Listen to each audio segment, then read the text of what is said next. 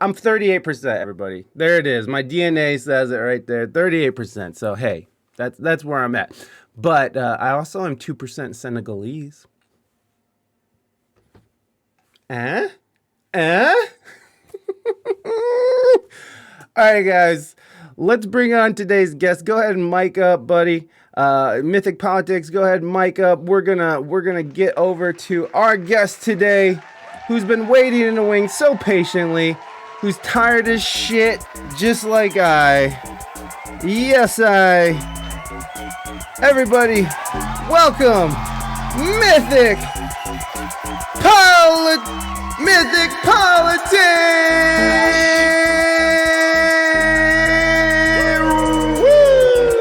Hey, yo.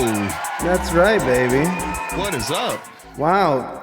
I'm sorry you had to sit through that intro that meant nothing because I got the wrong article. I was really invested in that article. I was looking to see what the resolution was going to be. I too. And thank you so much. Rick Flair woo. Yes, Wespeakenglishgood Flair woo, indeed. Ant Hill, thank you so much for that. I really do appreciate you. N-word pass out the wazoo. Thank you, Sergeant Sweatbox. I appreciate you. And of course, I saw a Zulmanol. Welcome. Thank you so much for being here. I saw you dropping those Bonnie emotes. Thank you so much. I appreciate that. Mythic Politics, what is going on, buddy? Thank you so much for being here. How you doing? I'm doing very good. I'm glad to be here. I'm glad to be here talking with you. The first conversation I think went well. We had you on over on my stream like what was it, like a month ago? Yeah, I guess. I don't remember. Stream time is different, huh? I don't know. I stream every day, so every week feels like a month. Yeah, you know what I mean. I agree. Type thing. I agree. It really drags it out. So because it's just so much goddamn fun. You know what I mean? It's just so much fun being here with the people. So it's going good. So I'm looking forward to this. But yeah, this is a weird time of the day for me because I'm like a nocturnal streamer. Uh-huh. So I did catch a cat nap or two and caught a little food. You know what I mean? I threw on some corpse makeup. Splashing on, so I looked evened out, you know what I mean, so I don't have the the rabbit holes underneath my eyes, and then we're just doing this thing. So here we go. You're beautiful. You look great. Your hair's all done up. You got your mullet flying high. I love it so much. I actually went to the steam room today to go get a steam just so I wasn't so puffy, but as you can see, I'm still a bit puffy, but that's okay. It was terrible this morning. So you look like you were stung by like 1/4 of a bee. Thank you. Which is a good look. I'm not mad at that. Yeah, I agree. That's it's going to be a new thing that women are going to be lining up around the block for. It's like get a quarter stung, a full stung. It's just like they're just going to be holding little bees up to their eyes, like this is what they're going to do to their lips. And every month they have to go back in and get fucking ravaged by bees to get lip fillers. Yeah, exactly. That's the way to do it, yeah. Well, I mean, what else are you going to do? Just keep shoving foreign and weird shit into your face? I mean, that's how Cleopatra did it. Yep, exactly, Bon. Thank you so much for that historically factual information you're sharing with us. So I was tuning in and out. What's this about that you're absolutely lit on benzos right now? What happened? Something like that? No, I'm not lit on benzos. No, okay. I'm changing medications right now because my nurse practitioner, because she's not a doctor, she thought that maybe I was being prescribed the wrong medication, and so they're changing. By the way, I hated medication. I never was against medication, and then I started taking medication, and it helped out really a lot. And then so now I'm like, I guess I'll try this. You mean like for a general like a day to day, or just to get over a hump of a thing? No, day to day, but even for I was against it for me personally, not against for other people. I just personally taking medication to help with my anxiety and depression because I thought I could handle. I'm sorry, I gave you half of the information and then was like, anyways. I'm medicated for depression and stuff, and now they think I'm bipolar 2 or something. So what? I don't know. So I love. Go ahead, please. I'm glad you're getting that taken care of. Yeah, So you're against the idea. I remember I had the same thing when I was a kid. It was like they probably prescribed a bunch of things to me, but I didn't want to take it because I didn't like the idea of not being myself. Mm-hmm.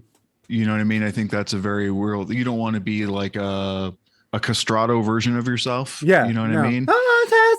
Yeah, I don't want to be speaking in high voices for the rest of my life. Hitting those high notes ain't worth it. No, yeah. no. But then I cycled on and off Wellbutrin a couple times. Now, for me, the SSRIs weren't, the side effects were sort of bad. You know what I mean? Which, you know, people can Google side effects of SSRIs to figure out what I'm talking about. Right. But I didn't really, but I thought altogether it was a good experience for me. And I think it sort of gave me, it was some good copium. It was some of that pure copium right in your veins, you know? That uncut copium. Yeah, that and that's the thing. It's like I was medicated as a kid, so they put me on Ritalin for hyperactivity, ADHD, and that was just a really terrible experience for me. And it was just a bad experience all around, and so that sort of carried over. But as soon as I started to take it, the SSRIs, it actually that's what I started on. It was Celexa. And it actually did see some results, and I was like, wow, this is really cool. I didn't realize that this is how it could be, where it gave me enough pause to sort of evaluate the situation and you know, and discern whether or not saying this incredibly incendiary thing is worth it, you know? So it gives you enough pause to sort of be like, yes, honey, I love you very much. You know, instead of like, fuck you, cunt. You know, it's like, cool. You know, it's not extreme reactions. And that's where I'm at. And I thought that I could meditate that away and, you know, like, you know, really go deep into myself, which I think you can. It's just that I didn't get to that point, and I just wasn't able to discipline myself to that point, and it just helped. It just helped. But it helped. Do you feel like go ahead, please. There's a lot of people who feel like, do you feel like ADHD meds and other stuff like that is overprescribed in boys right now? Because there's a fear that people have that they're sort of like, you know, that men are being marginalized broadly. And I think a lot of that is manifested in the way that we treat ADHD prescriptions for kids. Because it seems to be, I guess the general fear is that they are trying to avoid naturalistic behaviors in young boys. Like young boys are supposed to fidget. Young boys are supposed to do that stuff. And to be good little factory workers, they're prescribing us these meds. So we sit in our seat and pay attention to the stuff that we need to be good workers for the, you know, the billionaires type thing. I think that's the general fear. Yeah. It's like, what can we do to calm these natural urges to destroy, conquer, murder, you know, fuck. They're just like, this is one of those ways. I do think so, because I do think that we could restructure education in a way that sort of helps and placate to, no, I don't right now, but helps placate to how kids are, you know, and because you see this in those, what do you call those schools that are more hands-on and not so much of the Montessori. Thank you. Yeah, so you see that in a lot of these Montessori schools where it's more of a hands-on sort of thing. Hey, old Jack Bushy, welcome in. I do. I like that you have your little Chianti. Oh, old Jack, you have animated emotes. How dare you, old Jack? You come in here flaunting your fucking your animated emotes and your Chianti and your fava beans. Okay, that was stupid. But yeah, you see this in these Montessori schools where kids are more likely to exceed in a way where they're hands-on, they're learning on what they're interested in. And I think that has a lot to do with it, because what we're doing now with our education these days, it's this antiquated form of education that is preparing kids to listen for a bell, to wait for lunch, to sit quietly, stare forward, do repetitive things. It's getting kids ready for jobs that are quickly being shipped off overseas or not existing anymore at all. due to automation and stuff. So I do think that, yes, it is overprescribed to get kids, and especially boys, to shut up and do what they're told. Yeah.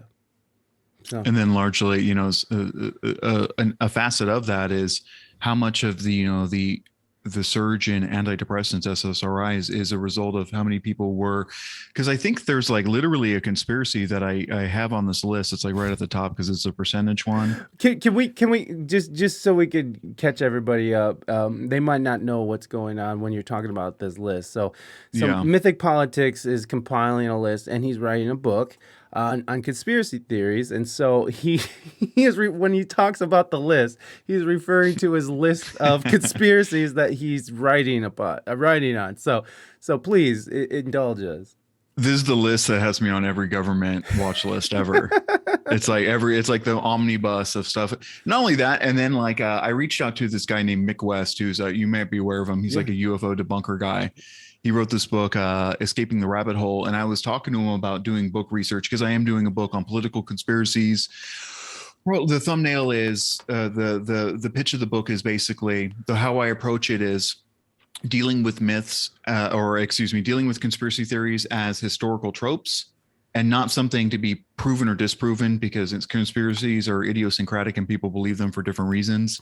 And why you believe a thing might not be why another person believes it. So trying to debunk it doesn't get anywhere.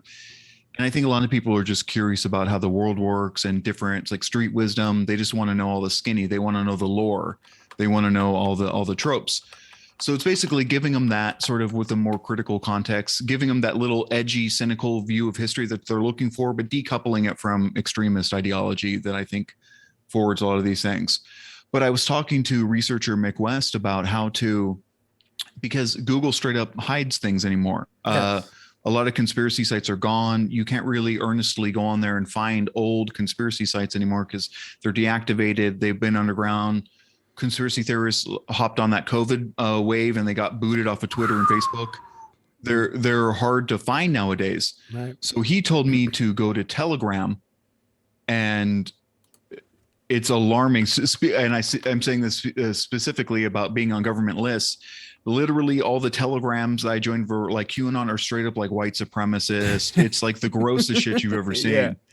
And so like every time I open up that app and I look at all those little group chats that are going on, I'm like, holy Lord, bro. Like the NSA is probably looking at me through my camera right now. Yeah. Just watching me watch this type thing.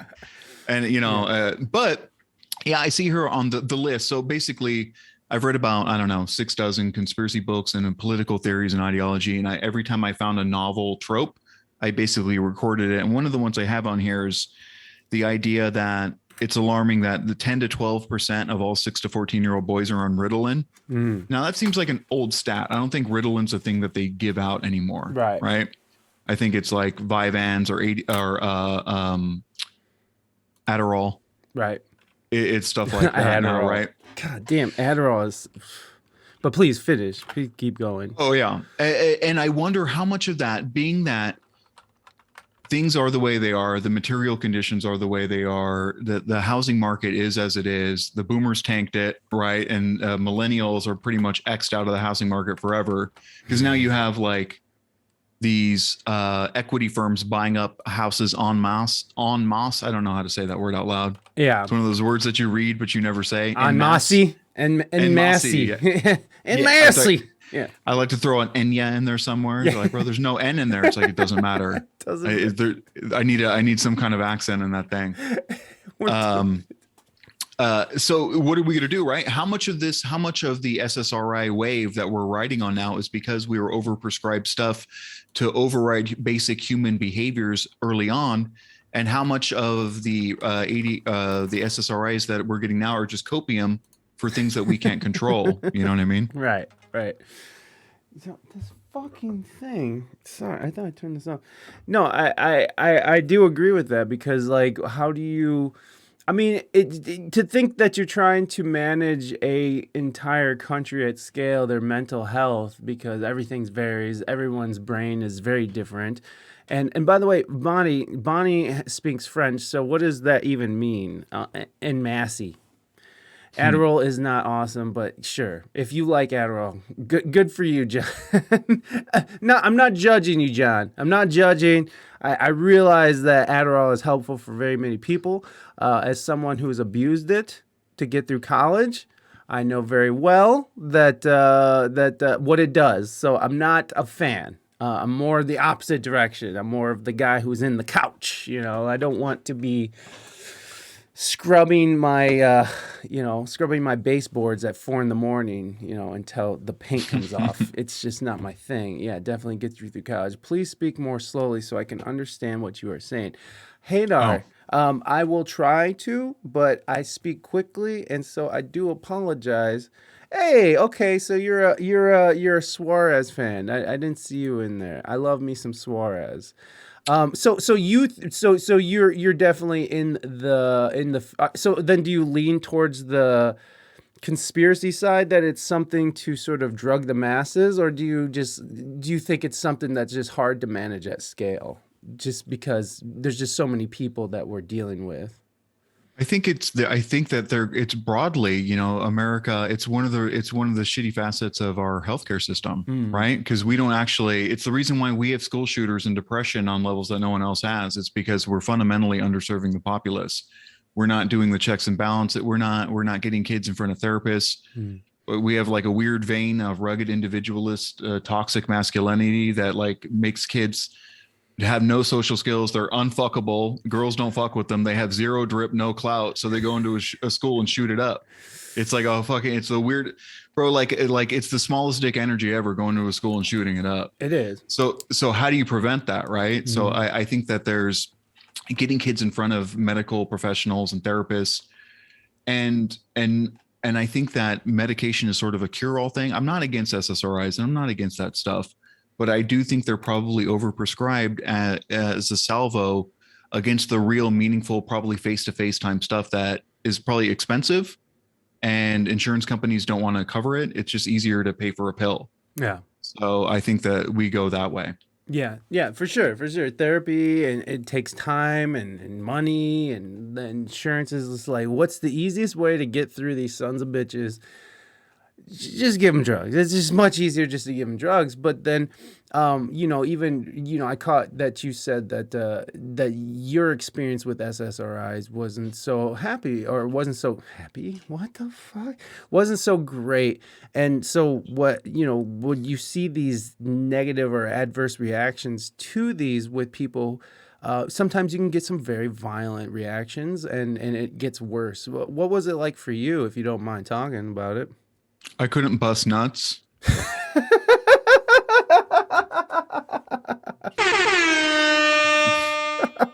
had me all fucked up. That's basically, yeah, everything was good except for that. So wait. So could you get aroused? Yeah. But you just couldn't complete. I was in this weird cycle of, I was taking, Vyvanse or Adderall and Wellbutrin, but I had anorgasmia. There you go. Thank you, Pfizer, for not allowing Mythic Politics to bust a nut. But yeah, it was just like that. That's one of the things. I don't have the stream audio. I'm just listening to the Zoom. So you have to let me know when to shut up. So no. I turn off. You do have the stream audio as well. It's just I turn off the thing during the conversation, because they'll just activate them the whole time, and it'll just be that the whole time. So we'll see it, but just talk through it. Oh, okay, great. Yeah, I can't. So what was I doing? I was doing a bit about having so anyways, back to me not being able to come. Okay. It was something about Yeah, I had the cycle of on Wellbutrin, which like makes you horny, right? And then Adderall, so you're energized. So I was just like, it was like a whole thing where I wanted to have sex all the time, but I couldn't not. So I don't know anything worse than that. So I took my happiness and my equanimity and my fucking rosy worldview, and I threw that out the window, and then I just started cooming everywhere. You know what I mean? I coomed for all the days I couldn't coom. And then, you know what I mean? So now I'm here. I'm bitter. I'm cynical, but You know what I mean? I'm busting every day. I'm busting. Every day I'm busting, baby. Yeah, baby. Yeah, I'm with that. I'm with that. Yeah, no, I saw that cardigan. You don't need to be on medication for some people can get off of it and you know, it can help for a short period of time, which apparently that is not me. So, but I am interested in this Pfizer thing. What happened with Pfizer? They got dick slapped with the largest criminal fine in history for what?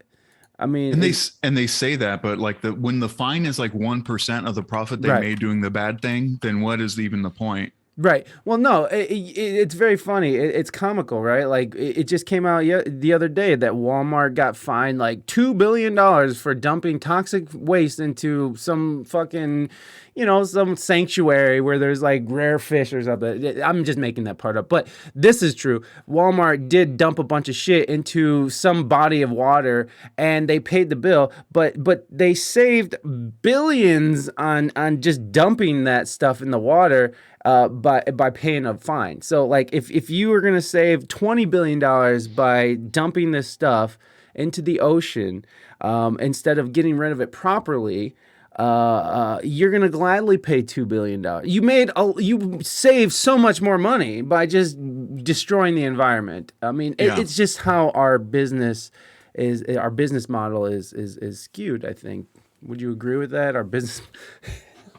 I mean, yeah, definitely in these companies, you know what I mean? I don't want to be all like a fucking revolutionary Andy over here, but like, you know, when the economic modalities of capitalism have you where your fiduciary responsibility is like, okay, yeah, basically set the forest on fire, do whatever, dump aluminum in the water, you know what I mean? Throw toxic waste in the playgrounds, whatever it is. Just to eke out a higher stock price, then that's what's going to happen. Yeah. So unless we have, you know, I don't know what to do. I get kind of doomer pilled thinking about like Walmart and Amazon and their role in the future. Yeah. Yeah. Totally. Like what happens now, like when those companies merge?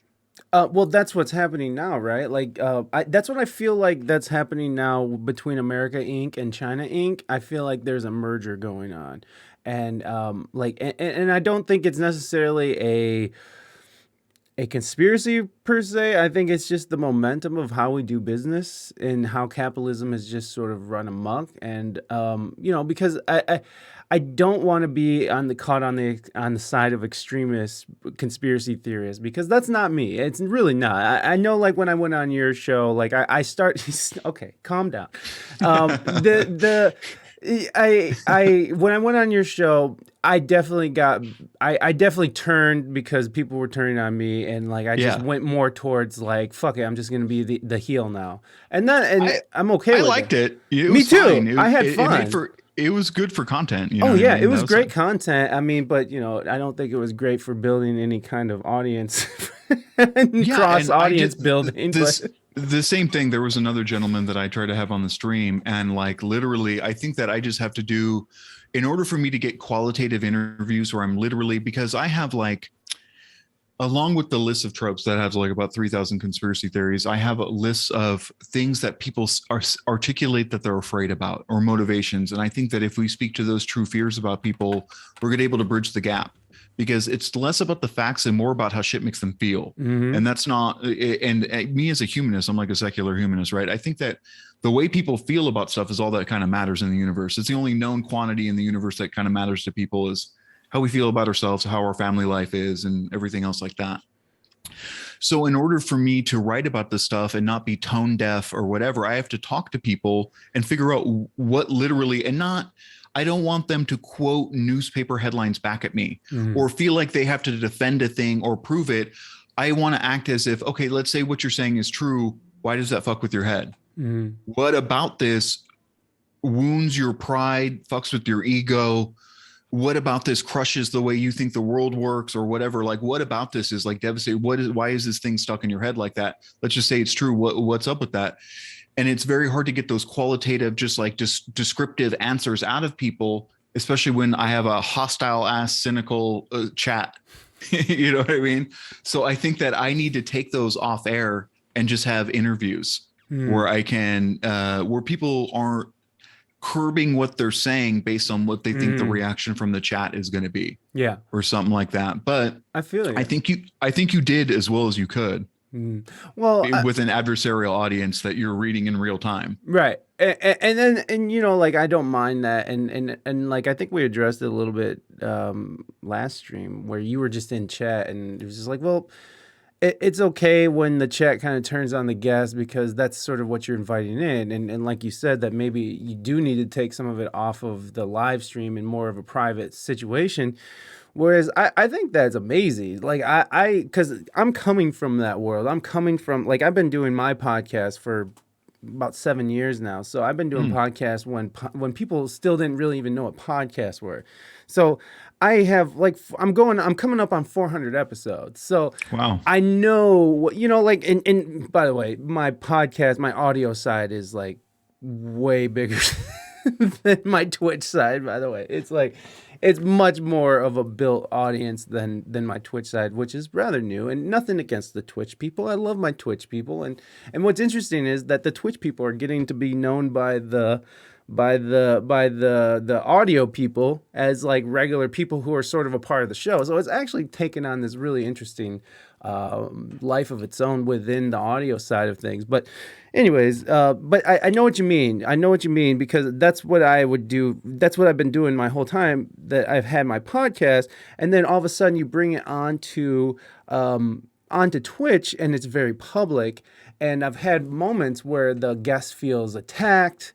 And, you know, when really I'm not trying to find guests and have them feel attacked, because that's not what it is. I mean, like yourself, I'm just trying to understand how the world's going. I don't want to sit here in judgment. I want to know why people voted for Trump. I want to know why people are extremely angry about, you know, vaccines or whatever. I want to know why people are, you know, are traveling the country playing music like gypsies. You know what I mean? Like, so, like, this is all very interesting to me. And like, whether or not you have opinions that don't align with mine, it doesn't matter, because I just want to know what you know.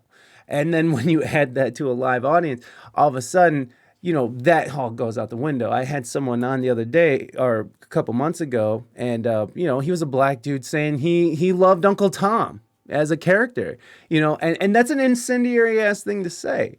And especially when you have a chat full of some people of color, you know, and some really, really, you know. Yeah. Things turned, and all of a sudden, now he won't come back on the show, and he's like, nah, I gotta vet shit better. And it's like, dude, that's not what it was. It was a great conversation until chat got involved. It's very hard to, because it's a feedback loop, right? In the same way that if you're on stage and if song is tanking or an act is tanking, you're getting those visual cues just from the looks on people's faces or whatever, and you're going to modulate your performance. Yeah. Whereas if you're in a podcast, you're like, have blinders on. You can just sit there and talk about the thing in real time, and there's no one stopping your guys' wave and your momentum. But it's interesting. I'm interested to see how Twitch is, because Twitch is hard to fake it. It's different in that way where you get checked in real time when you're wrong about stuff. Yes. Where you'll be talking about a thing and someone will post a link in chat like, no, you're stupid, look at this. And you're like, oh, okay. I had a whole ass soliloquy I was about to go on here, and then you get shut down by your chat, and you have to watch this video explaining why you're wrong in like 30 seconds. You're like, okay. Anyways, so now we're pivoting from that. Right. But it's very interesting, especially in the context of people feeling extremely gaslit by mainstream media. Mm-hmm. They feel like, and I don't blame them. You know what I mean? How I think you're one of those people who feels marginalized, right? And you feel politically disengaged, or you feel like the corporatist media is probably not giving us, you know, the real deets, or, you know, the details about that. They're definitely holding shit back from us to push a narrative. Yes. Yeah. What do you think the narrative is?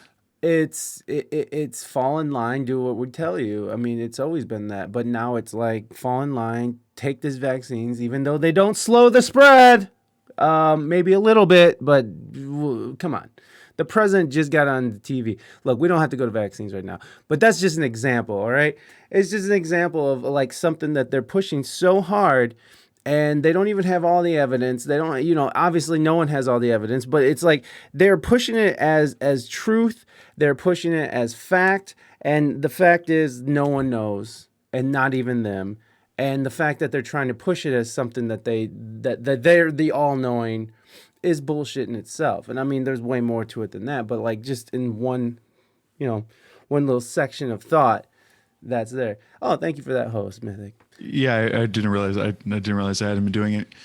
So what I'm curious about is, so you seem to activate when on the COVID thing. That seems to be the omnibus thing, but that's a good omnibus conspiracy. A lot of stuff is like, there's a few things that all of conspiracy theories kind of live in. For some people, it's either the Jewish question, Freemasons, the Vatican, the Illuminati, and now QAnon or Pizzagate, and those kind of merged, I think, into one omnibus overarching conspiracy that every other conspiracy can live in for a person.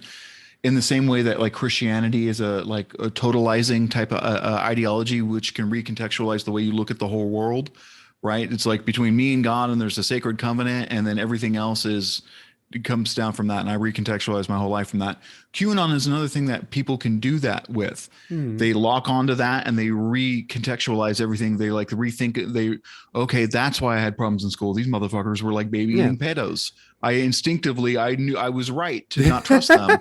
It's like one of those things. Right. Well, right. Confirmation bias coupled with, just a lack of good information. I can see it.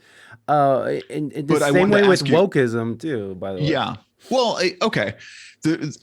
Wokeism's a weird one, but we can get into that. Sure. But I'm curious about how because it probably didn't start with coronavirus, right? You probably had some conspiratorial beliefs that this built on like a lattice work. It's like a bunch of little things that you believed, and then there was a superstructure of the omnibus conspiracy theory that everything fit into. And you're like, boom, and that sort of crystallized everything. That's generally how it works. So me personally, I remember getting pilled off of the Zeitgeist movie. Did you ever watch that? Yeah, we talked about it a little bit. Yeah. Oh yeah, okay.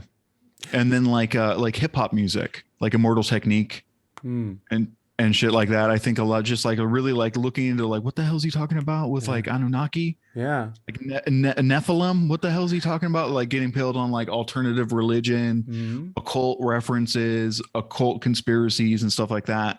And then it starts me down like a little a rabbit hole. Did you have any type of stuff like that? Oh, fuck yeah, man. Oh, fuck yeah. And I would probably say that one of the first things was probably 9/11, the whole thing, because, I mean, Alex Jones, I was into Alex Jones before 9/11 too. So like I always had this, I've always had this question everything and mentality. My father was one of those people. He wasn't a conspiracy theorist, but he was one of those people who definitely, oh, thank you, Morby. And by the way, anybody who has questions for our guests, you can use our fresh bars. It's cheap. It's a cheap channel point. It's only one fresh bar to ask a question. So if you do have a question, and it just helps me keep track of the questions in chat so we don't lose them. My dad wasn't a conspiracy theorist, but he was definitely one of the first people to be like, let me tell you, this whole Christianity thing doesn't really make a whole lot. It's not really adding up to me, like we just have these talks and stuff, and where he's sort of figuring things out and questioning things on his own. So like, it's always been in my blood.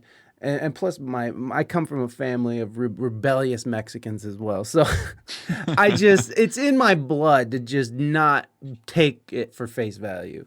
So it started probably a little bit before that. I can't remember. I just remember listening to like, Art Bell, is that his name? Yeah.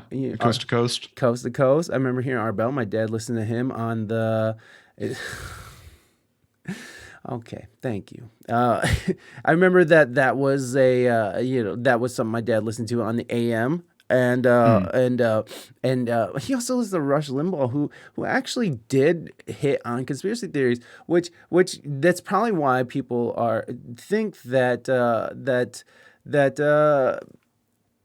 right is a source of conspiracy theories, because in a way the right does sort of come up with these things, and especially you can see that manifesting into like into like Candace Owens now, right? Because Candace Owens is like, when I watch Candace Owens speak, I'm just like, this is like how I spoke in high school.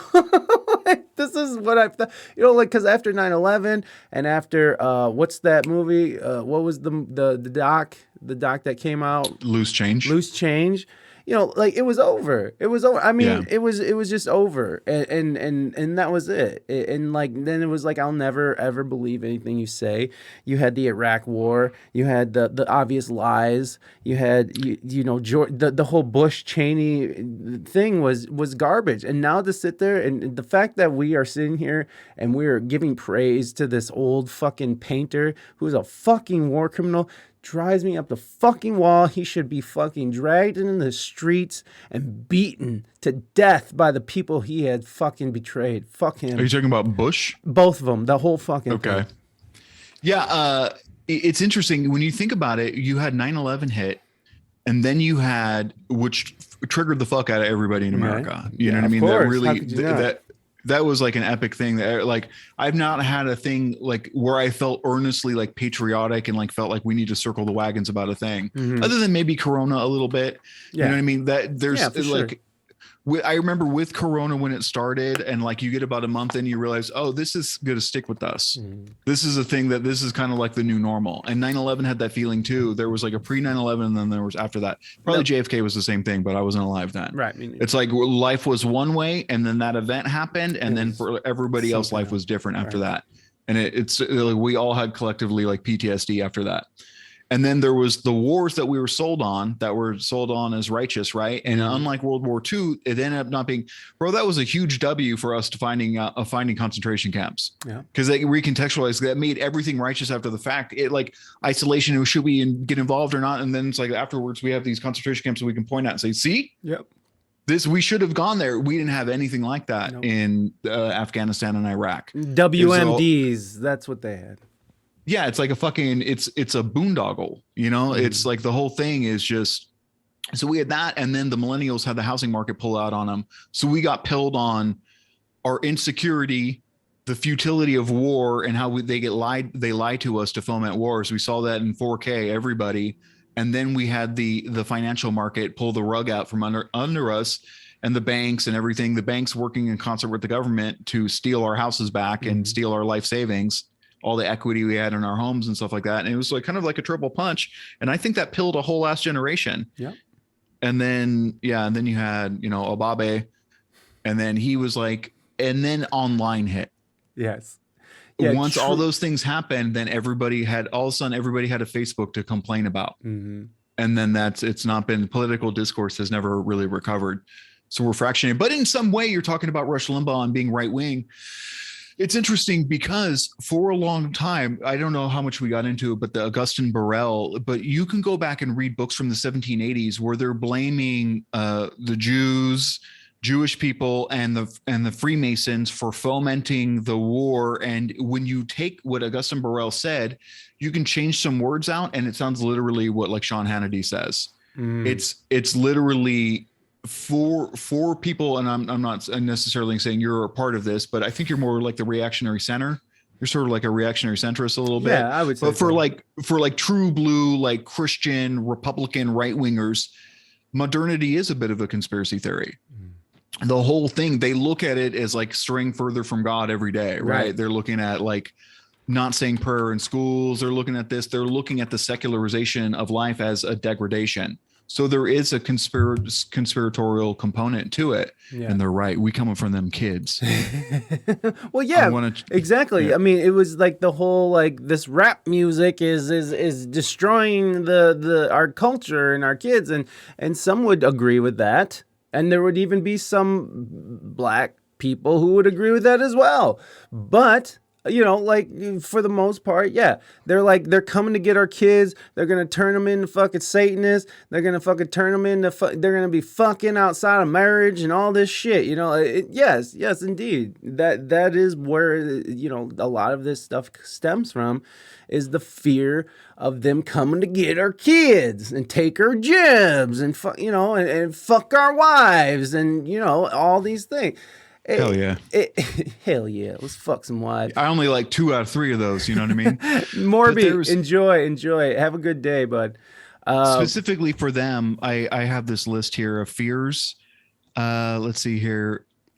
There's like different types of fears that people have for omnibus conspiracies. I think that like Marxists, like leftists, they feel like the power differential.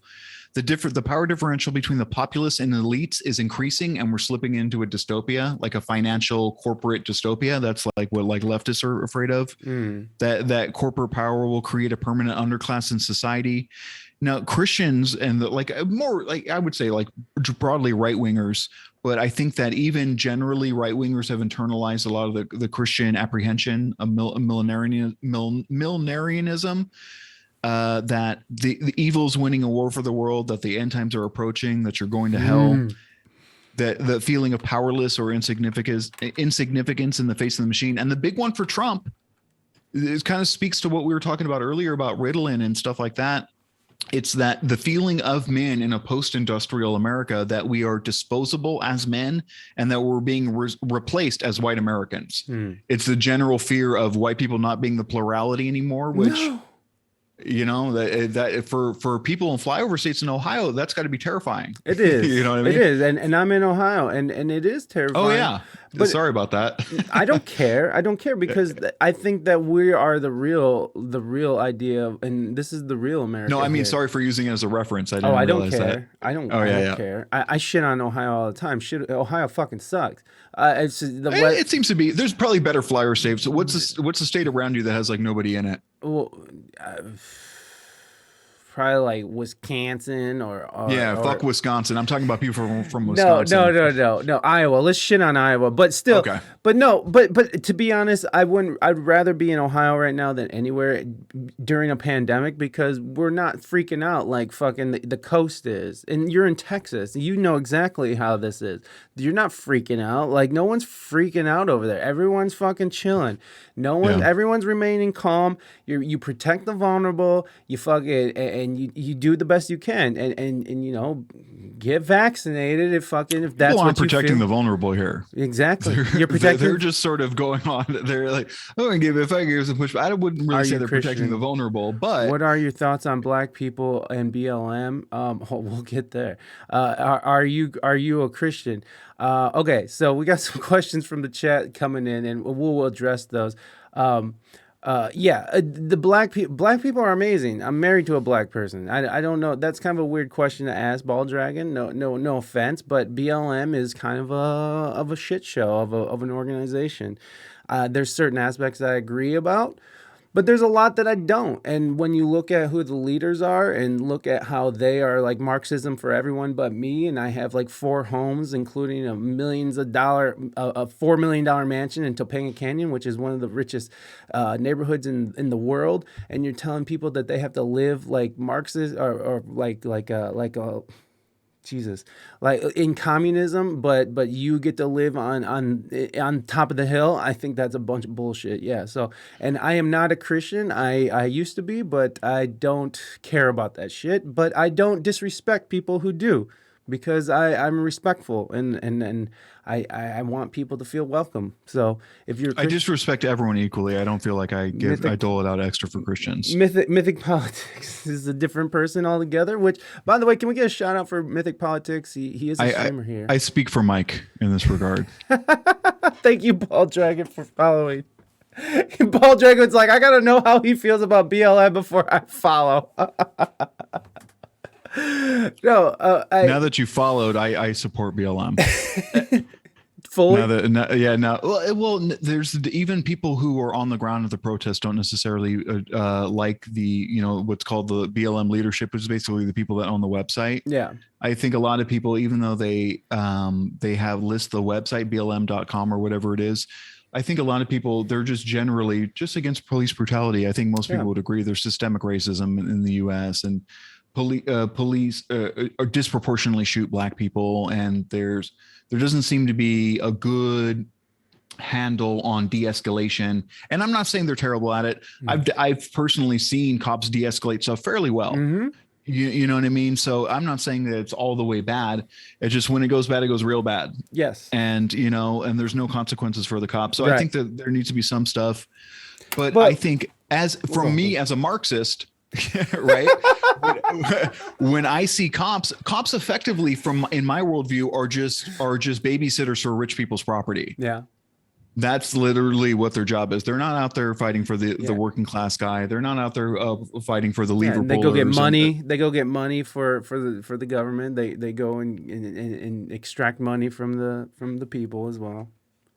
Yeah, and even that, like you would say, I would argue that cops would be almost working class if they weren't working so often against the interests of the working class in that way. Thank you, Bob. Because if you're someone working a 9-to-5 job, the thing that's most likely to derail you is getting arrested, being thrown in jail without bail arbitrarily, getting taken off the street. It's going to be the cop is the pointy end of the stick that's going to intervene. It's like what's called Kansas City policing, where instead of to combat rising crime rates, they just started pulling over everybody. Yeah. They just started making up reasons to pull people over. Too many stickers on your car, a broken taillight. Well, I mean, New York City had this stop and frisk, which is horrible.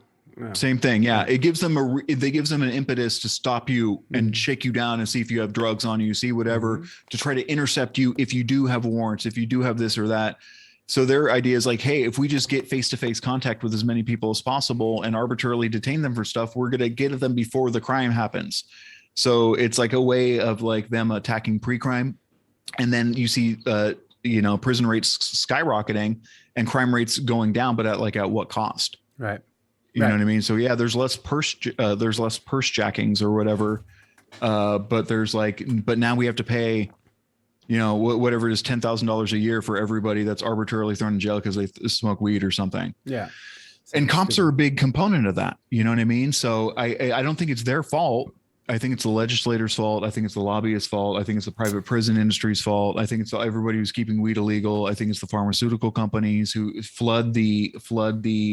who increase the demand for the drugs through whatever lobbying, through commercials for whatever, paying doctors, giving them kickbacks and incentives to overprescribe, which saturate the market and make it a saleable commodity. There's a bunch of stuff that we can do, but unfortunately, it seems that police are part of it. So in that way, I support BLM, but I don't feel like I have to defend, and I don't really know a lot about the BLM founders because to me, the Black Lives Matter movement is largely just people on the ground, showing their support for a public mandate for police reformation. Yeah. So that's what I support. Somebody in chat, I had to time someone out. By the way, you can come back. Just don't say that dumb shit in my chat. Word posting. They're just saying women shouldn't be allowed to vote, and I was like, that's dumb. Just come back when you have a better outlook on life. But don't be fucking saying that dumb shit in my chat. There's a lot of people. You can go on conservative TikTok, and there's a whole bunch of people who like women earnestly believe that. They're I know. You can point it. Yeah, I know. I know that's real. Of course it's real, but it's not real here. That's not like true.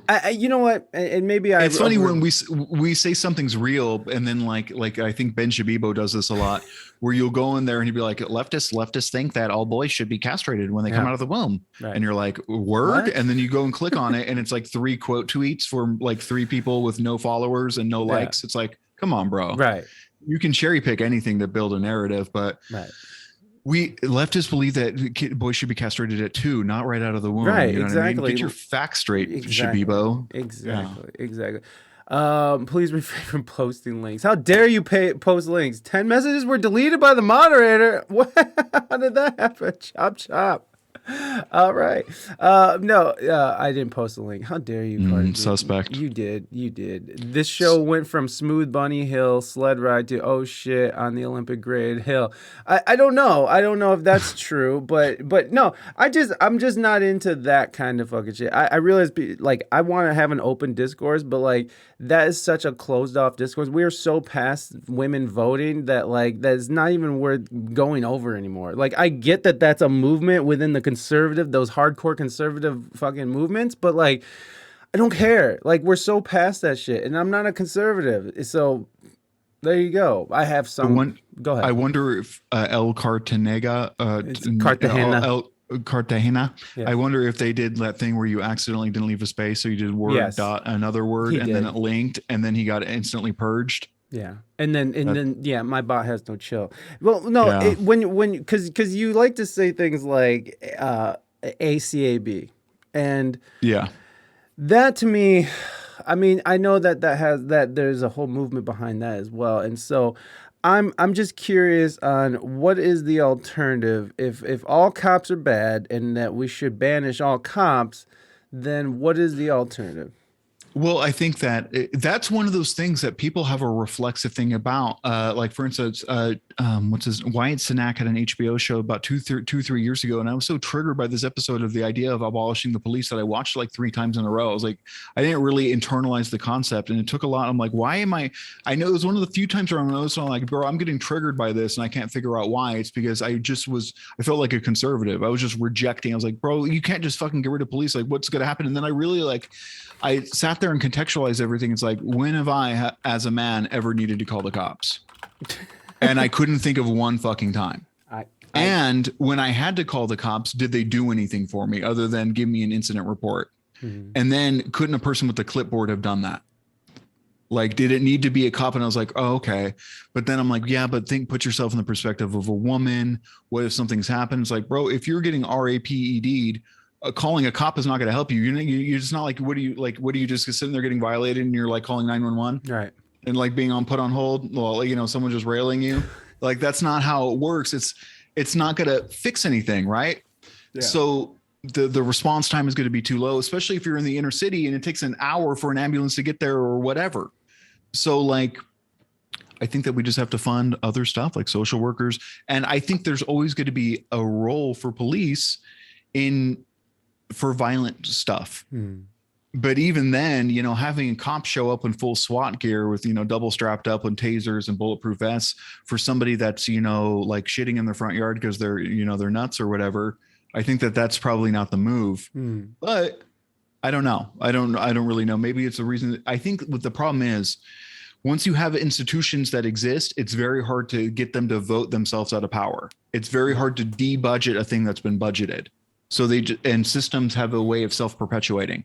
So they go like, if they have a thing about like pouring good money after bad, where they're like, well, what can we do? And then you have guys like Joe Rogan who says, it's unfortunate. The answer to this is give the cops more money because they need more training or something like that. But it's like hard to trust them. It's like, bro, but you don't give them training. You just buy another tank. Every time we give you more money, you go to the tank store. So it's hard to, and I don't blame them. Yeah. I mean, if I had $1 million budget and I had access, if I was a cop and could buy like missile launchers and tanks, I might do that too. Right. Boys will be boys. We're going to blow shit up. Oh man, Morby, I didn't get to fucking ask his question before he left. Sorry, Morby.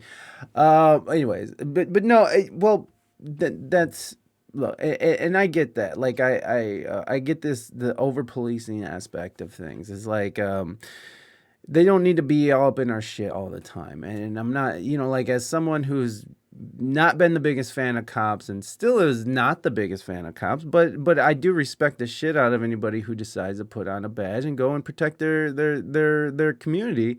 Why? Because they are putting their life in danger to make sure that people are fucking not getting RAPED'd or getting robbed or anything.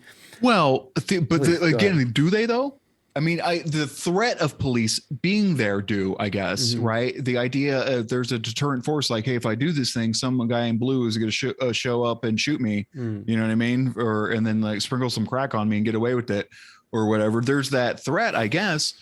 but in the moment, they don't really do it. And yeah, I mean, they're working class people, and it's a hard thing. And I think that a lot of people who are not in coastal elite cosmopolitan cities, I think that me, like growing up in San Diego, I've internalized a different relationship with the police than somebody in Wisconsin has. Yeah, of course. Where they went to high school with the dude. Like in San Diego County, you can't even you're not even, I don't know if that's true or not, but there's like this meme that they're not even allowed to live in the county they police.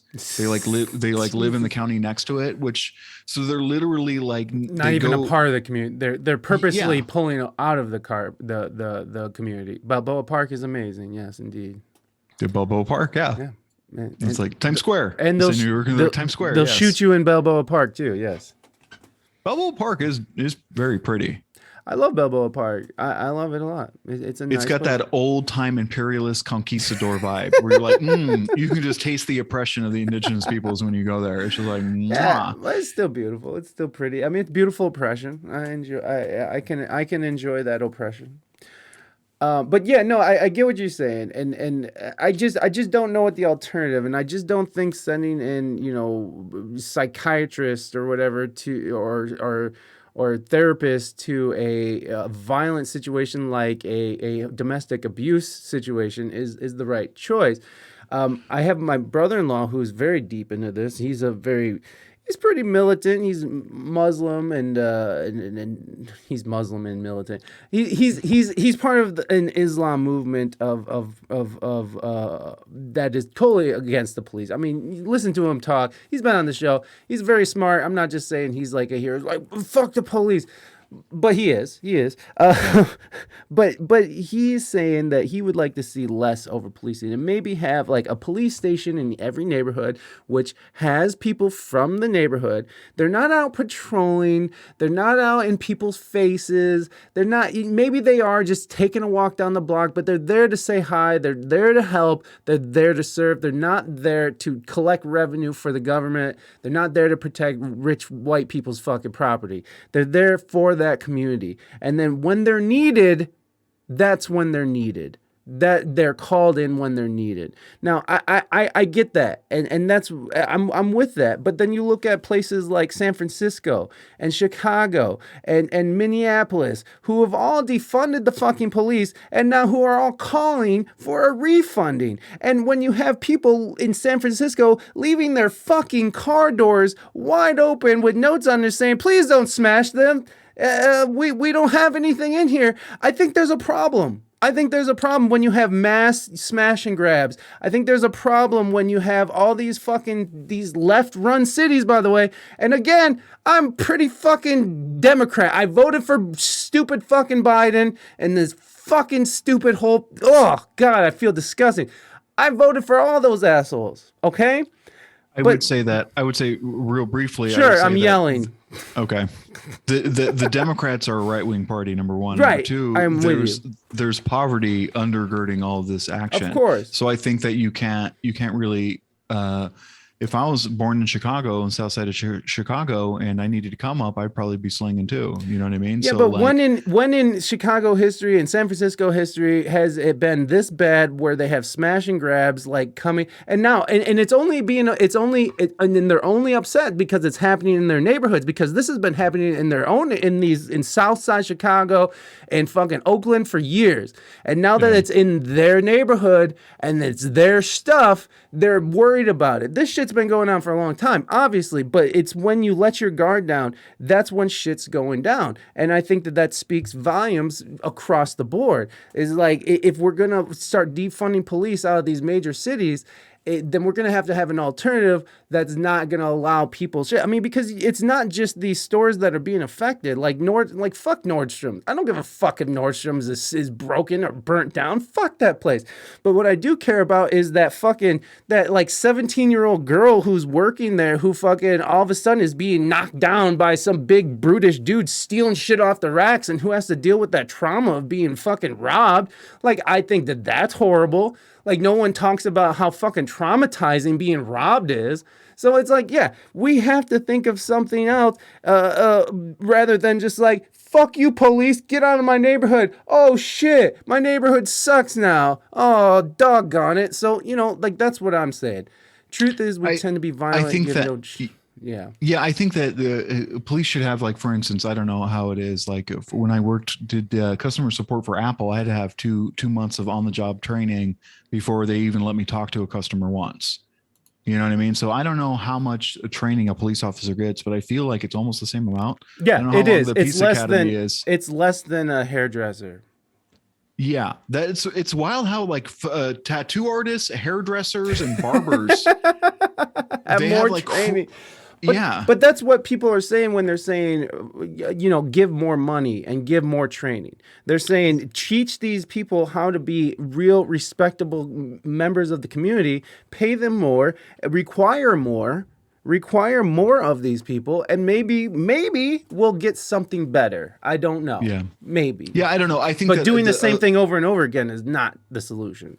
I think schools in America are criminally underfunded. I think we have charter schools for, rich people to isolate their kids from the real community in America. They have these little safety schools that they send them to isolate them in these little icebergs of richness. I think we need to get rid of that. Yeah. Trump the other day was on talking to Kenneth Stone. She was talking about like the China schools are very good, and she fucking pivoted away from that conversation the fastest I've ever seen. I saw China, that. She was. China doesn't allow private schools. China doesn't do any of that bullshit. They have public schools that are free, and everybody goes to them, and they get a better education. They fund the hell out of their schools. Way better than ours. And yeah, like we're like number 40 on the list of like education. It's crazy. That's ridiculous. So I think that's a prime thing. It's like literally kids just need attention. Kids need attention, and there's underlying poverty. If like, bro, like how are you not gonna, like, literally they talk about like, what's it like in like hip hop culture, you always hear about the hustle, the drive, the hunger, right? It's the same reason why Jay-Z will never have a kid as driven as Jay-Z, because once you have those material comforts, you're not hungry. But if we're creating a system by which we're fucking like making kids who are straight up bloodthirsty, just like killers, we're just making these fucking we're breeding killers out there. Like kids are like 8 shooting now. I mean, it's crazy, and it's because there's a market for it and it's commoditized. And number one, if you fucking do enough crazy shit early on, you have a rep that's like street cred, so you can get that one hit and die a legend type shit. Mm-hmm. So like we have to like bridge that a little bit, but I think that it's a boring answer, but more money in schools, more training for police, not even more money necessarily, but having, I don't know. I figure it's not that, like, if you're just shooting to kill anyways, isn't that kind of simple? Yeah. You know what I mean? Like they're literally trained to like dump a mag into somebody. And if there was that one case not too long ago where it was used as she was found guilty because she only shot once, which indicated hesitancy because they're trained to dump a mag. So literally, if a cop shoots you and they don't dump a mag, it means they were questioning shit. That could be like, so you didn't dump the whole mag, so he obviously wasn't sure. Yeah, you weren't feeling yourself. You knew the vibes were off. You knew the vibes were off if you didn't dump a mag. The vibes weren't there, bro. So how much training do you need to dump a mag into something? You know what I mean? So why don't they spend like 9/10 of the training de-escalating, training on how not to pull that gun out of the holster, and then 1/10 like, okay, and this is just go dumb. Yeah. Go stupid doo-doo dumb on this part. Yeah. Just spray. Yeah. They'll either run away or you'll get them or whatever. You know what I mean? Yeah, like that seems like the easy part, but that's like 9/10 of the training I think cops get is how to dump. Yeah. So I don't know. So that's would be my larger broad. It's basically Marxism, basically communism. I want to implement Trump is everybody is right, and we should implement communist Sharia law in America and defund all the police and make all the kids gay. That's what I think, and I think that and the frogs and the frogs. Yeah, and I think Alex Jones is right. That's what we need. Training doesn't work if the police don't buy into the military. Had the same problem with sexual assault and suicide. Only recently really started addressing the issues. I think you got to have the right training. Yeah, I mean, you got to have. I mean, I don't know. I'm talking out my ass, of course. I'm not a cop. I'm not someone who's done this. I've done security in my life, and I've gone through security training, but that's not even close. Well, maybe it is close, but looking into police training, it is kind of close. Let's see. I don't know Roseville level of richness. Oh, you're talking about a neighborhood. It's like you said, the street crimes reach their areas, so now they're crying. Right, right. Well, you know, that as soon as it starts affecting Neumann Marcus, and Nordstrom's, you know, there's a problem. There's a problem, but. If they stay in their own neighborhoods and they stay, you know, fucking up their own shit, then who cares? Because we get to still live in our rich little playground. So who cares what happens on their side of the river as long as it doesn't come here? How much of this do you think is, you know, redlining and racial covenants and suburbans? They've largely kept America segregated, even in a post-Jim Crow world, right?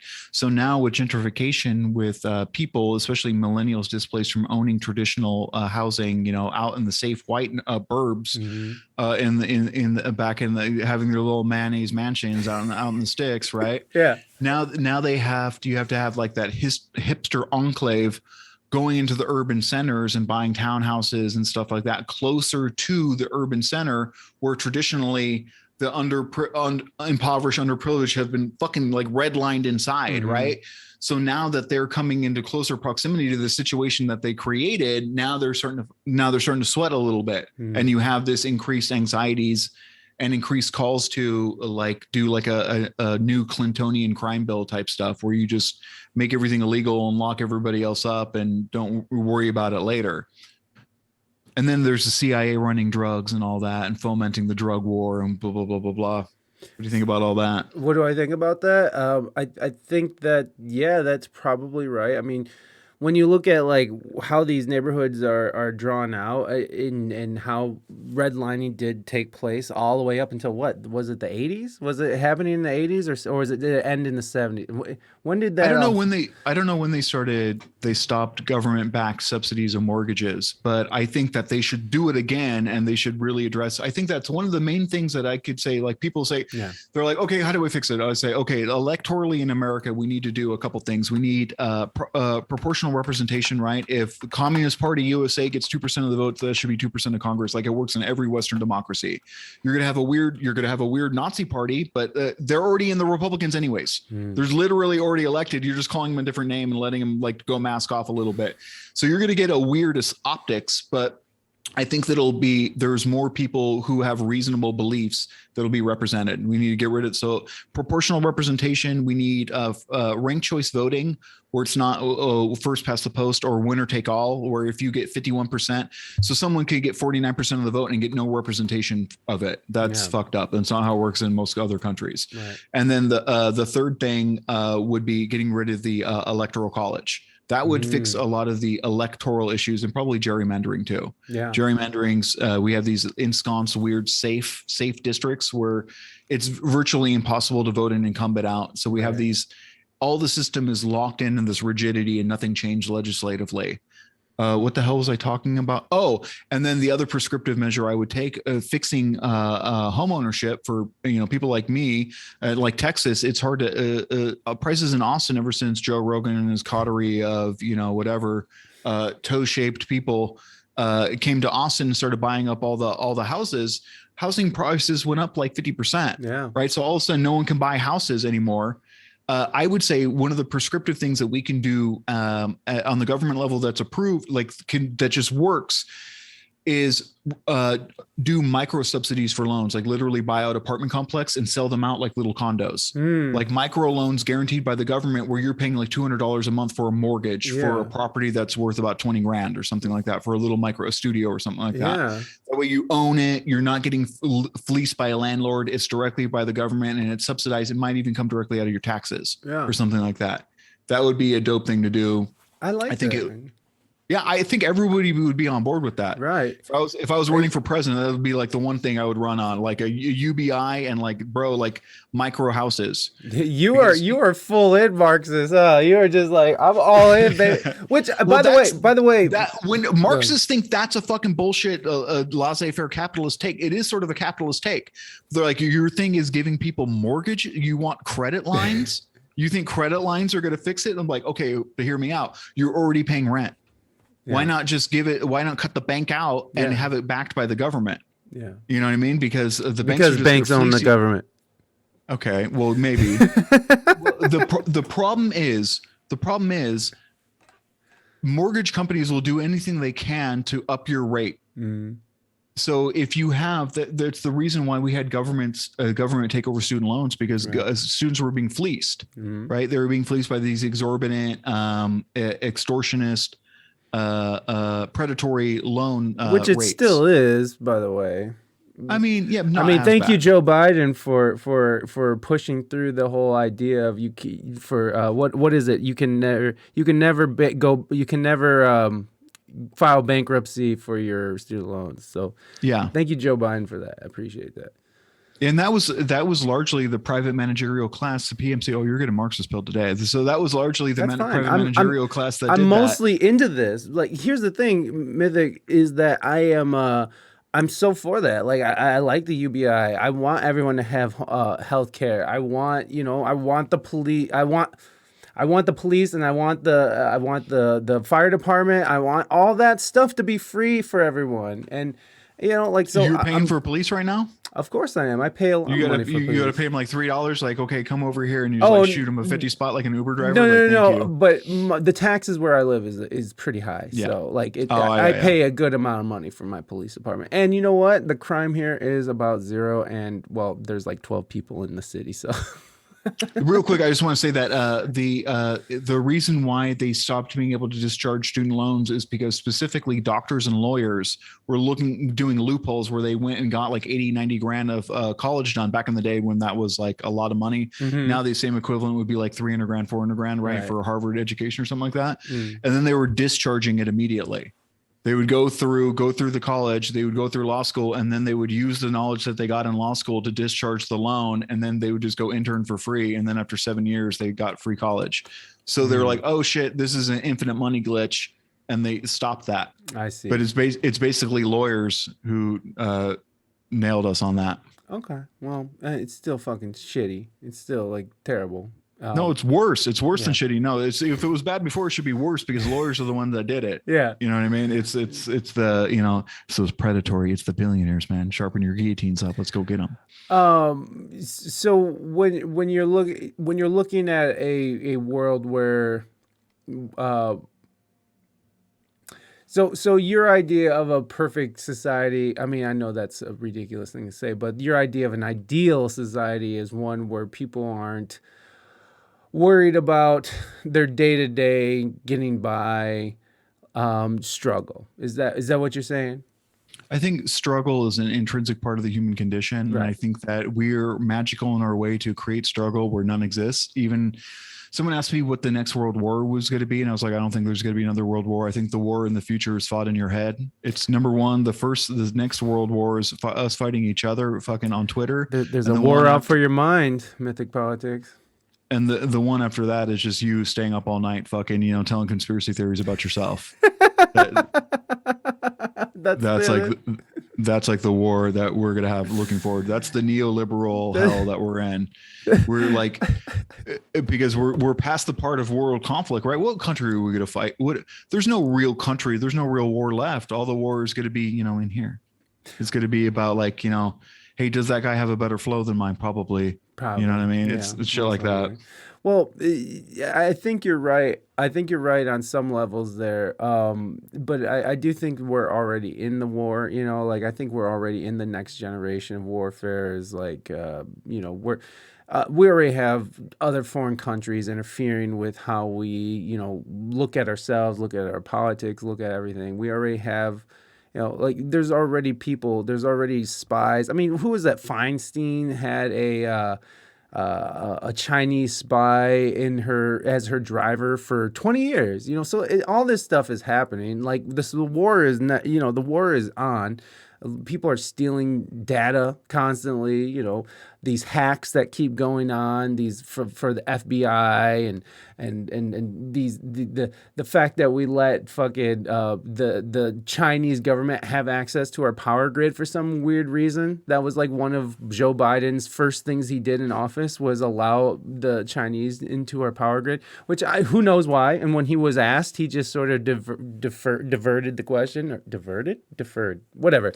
He didn't answer it. Deflected the answer and just never answered it. So I don't know. I don't even know where this was going. I've just lost. So you were asking if in my utopian world, people would have their material needs met?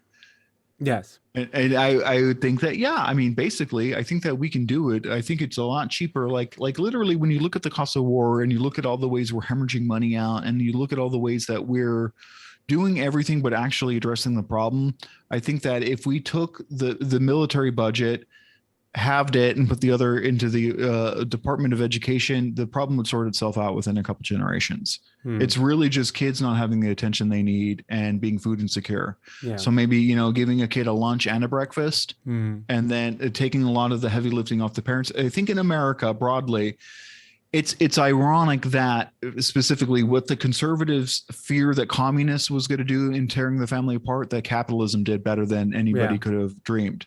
Capitalism got mom and pop out of the house. They got them both working. Kids turned into latchkey kids. They were alone, isolated, food insecure, broke.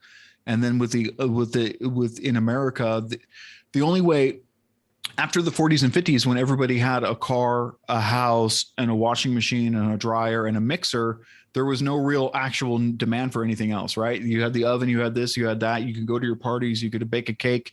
You had all the demand you needed. So they had to foment the only way they could get you to make more money off of you, which capitalism necessitated. You have to keep consuming for the price index to go up, especially if everything is commoditized and collateralized by the stock market.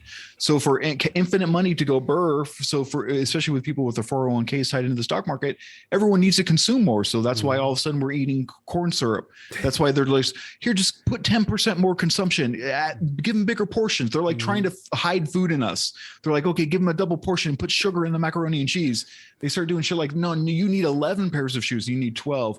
Nah, bro, those are blue Air Force Ones. You need the corn blue. You need the wallflower blue Air Force. Right. Nah, bro, you need the South Carolina Air Force blue. No, now you need the Charger blue, powder blue Air Force Ones. It's like this infinite demand that this sort of system necessitates. And I'm not mad at drip. Which is, that's, I think that would be an unfortunate thing to give up, right? Giving up matching shoes. But I think that there's a problem with consumption in America. And I think a lot of our problems is on that. There's a hustle, like literally, if you just look at the real estate, and if you look at like why inner cities have more crime than other places, it's because of the financialization of the real estate market. And everything's set up so some people make a lot of money and the rest of us kind of struggle day to day. And I think if that was a little bit more even, like the time it was after World War II, we would be doing pretty good. So I want to make America great again, but like less racism this time. If people need struggle or in some kind to sort of live their lives to their fullest, and you remove that struggle, where does that struggle then come from? If you remove the struggle of everyday needs, like, am I going to eat today? Am I going to have a place to sleep tonight? Am I going to have warm clothes? Am I going to be able to, have a support system that's going to support me? Like, which I know that is attached to finances as well. Yeah. It's just, they say that friends are going to be a luxury for rich people in the future. I can see that. Yeah. Man. But so you're saying what would be as capitalism being such a driving force in our creative struggle process, right? What is going to supplant that, right? Are we going to get a bunch of pansified beta males because there's no struggle in their life? I think we already got that. We already got that a little bit, but I would say that there's other things that there's like clout. Twitter likes. You know what I mean? Like literally views on Twitch. Is that all the same stuff we do already? Yeah, okay. There's an intrinsic competition to people, Mm-hmm. and I think that a lot of people on the far left do sort of hey yo, Mr. what's Brain up, Mr. Dead. Brain Dead? Welcome Hey, in. how you going? I think what the fuck have I stumbled into? What is up? Amazing. I think that one of the Mr. Brain Dead is he mods for a lot of people. I don't know. Does he mod for me? I forget. I started modding people left crazy. If I see that they're like left Twitch participants, you do. Okay, awesome. I do mod for you. Yeah, good. I think that you stumbled upon a thing, and I think that a lot because you're an artist, right? And I think that a lot of the lament is the driving force for the creation of art. And I think that, like, for instance, like, would you have a Basquiat without the inner turmoil? And I don't think you would. So I think art would necessarily sort of struggle. And even if you look at, I don't know if it's a one-to-one relationship because like in the Soviet states, I think they lean to more like classical ideas of beauty. They like ballet and opera and chess and stuff like that, more traditional lanes of expression, but they did have more avant-garde art than the Nazis. The Nazis were straight up trads and they didn't like any kind of, they were like neo-traditionalists. They liked realism and traditionally beautiful paintings and sculptures and stuff like that. They didn't like any of this post-mod artsy fartsy, look like your third grader drew it it's type surrealist. paintings. Get out of here, Dolly. Yeah, shit like that. They didn't like, they thought that was straight degenerate. Yeah. But I think that I think that's a good question to ask. And that's something I wonder a lot. If once the material needs for people are met, what would be the driving creative force? And I am confident in people's ability to be petty over fucking useless metrics like Twitter likes, Twitch follows, the amount of people that say, hey, I like that thing that you made, So I would think something like that. Bob Ross versus Dolly is what I imagine in my head when I think of comparing realism and neo-realist, surrealist.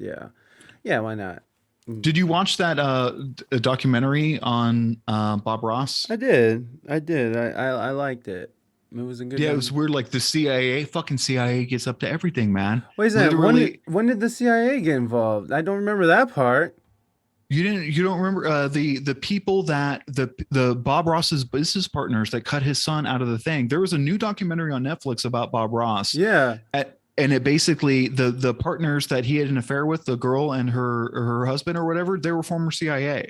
Oh, I didn't see that one. I guess I didn't see. I saw the one where there was like where his paintings are now, like because it's like in some weird place in the Midwest, like some lady has them in some office building, and that's what the one I saw. I'm like, whoa, CIA!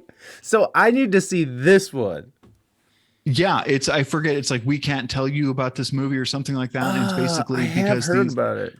His two business partners that have ties to the intelligence communities and were formerly worked in espionage or intel or something like that, basically did some clout shark shit where they signed over the rights. They cut his kid out of the will and gave themselves the rights to the Bob Ross name. Wow. And the kid who was even doing painting on the series, who Bob Ross intended to replace him, basically wasn't allowed to use the Ross name because like the Ross paints or something, they have the rights to that. They have all the paintings. They have everything. Fucking CIA strikes again. Fuck this little bitch. It's the new 9/11 basically. So there was Pinochet, there was Chile, and then there was Bob Ross, and then there was 9/11. Anyways, that's interesting. That is interesting. I have to see that. I was like, this is not the Bob Ross docu I saw. Yeah, exactly. That's what that's what I thought. I kind of want to get back to this arts as meaning then. Like so after we have all of our needs met, our basic needs met, that capitalism sort of people believe that capitalism can hinder these needs, these basic needs. So if we go into more of a model of a Marxist model where all of our needs are met, all our basic needs are met, you think that metrics from Twitter or art is going to bring meaning to people, to give people meaning, to give people drive, to get people out of bed in the morning and not just inject themselves with heroin and just fall into a stupor of, sadness because they have no meaning. I think that the you can make a lot of progress in covering the material conditions of someone, but we're an imperfect, it's a moving target and it would change based on the situations, right? So it's more of a goal to attain to and less of a mission accomplished moment, like George Bush on the aircraft carrier. Yes. There'll be no mission accomplished movement for people because they're idiosyncratic, and it's always a thing that it's sort of like the Matrix, right? They had to go do several versions of the Matrix before they got it right, before it just hit different and it got to go, so you believed it. So, like, I think that, did you watch the new Matrix on HBO Go? I couldn't even finish it. It was terrible. It was so terrible. It was so bad. It was so bad. I couldn't. Yeah, I don't know. I didn't know what was going on with that. Yeah, I don't. I feel I didn't even watch. I couldn't even finish. Like I think that Neo went back after he died. He just went back into the Matrix and lived a life of being a famous actor or something. And then he had to come back as the one again. Yeah, I didn't get it. And like the plugs are kind of different this time. So like it made me wonder, okay, so was he out of the Matrix before and then back in and then back out again? Or was that thing like a LARP based on, I couldn't really even follow the plot. Right. They used it as what it seemed like is they used it as a means to convey a narrative of trans rights. Yeah. Well, yeah. And then you missed the end. There was like there was a whole turn at the end. It was like exasperating, but I fell asleep twice during that movie. Yeah. I was like excited to watch it and I like laid down and then like, I like woke up like twice and it was like, I was just as lost as when I was watching it. It was like, okay.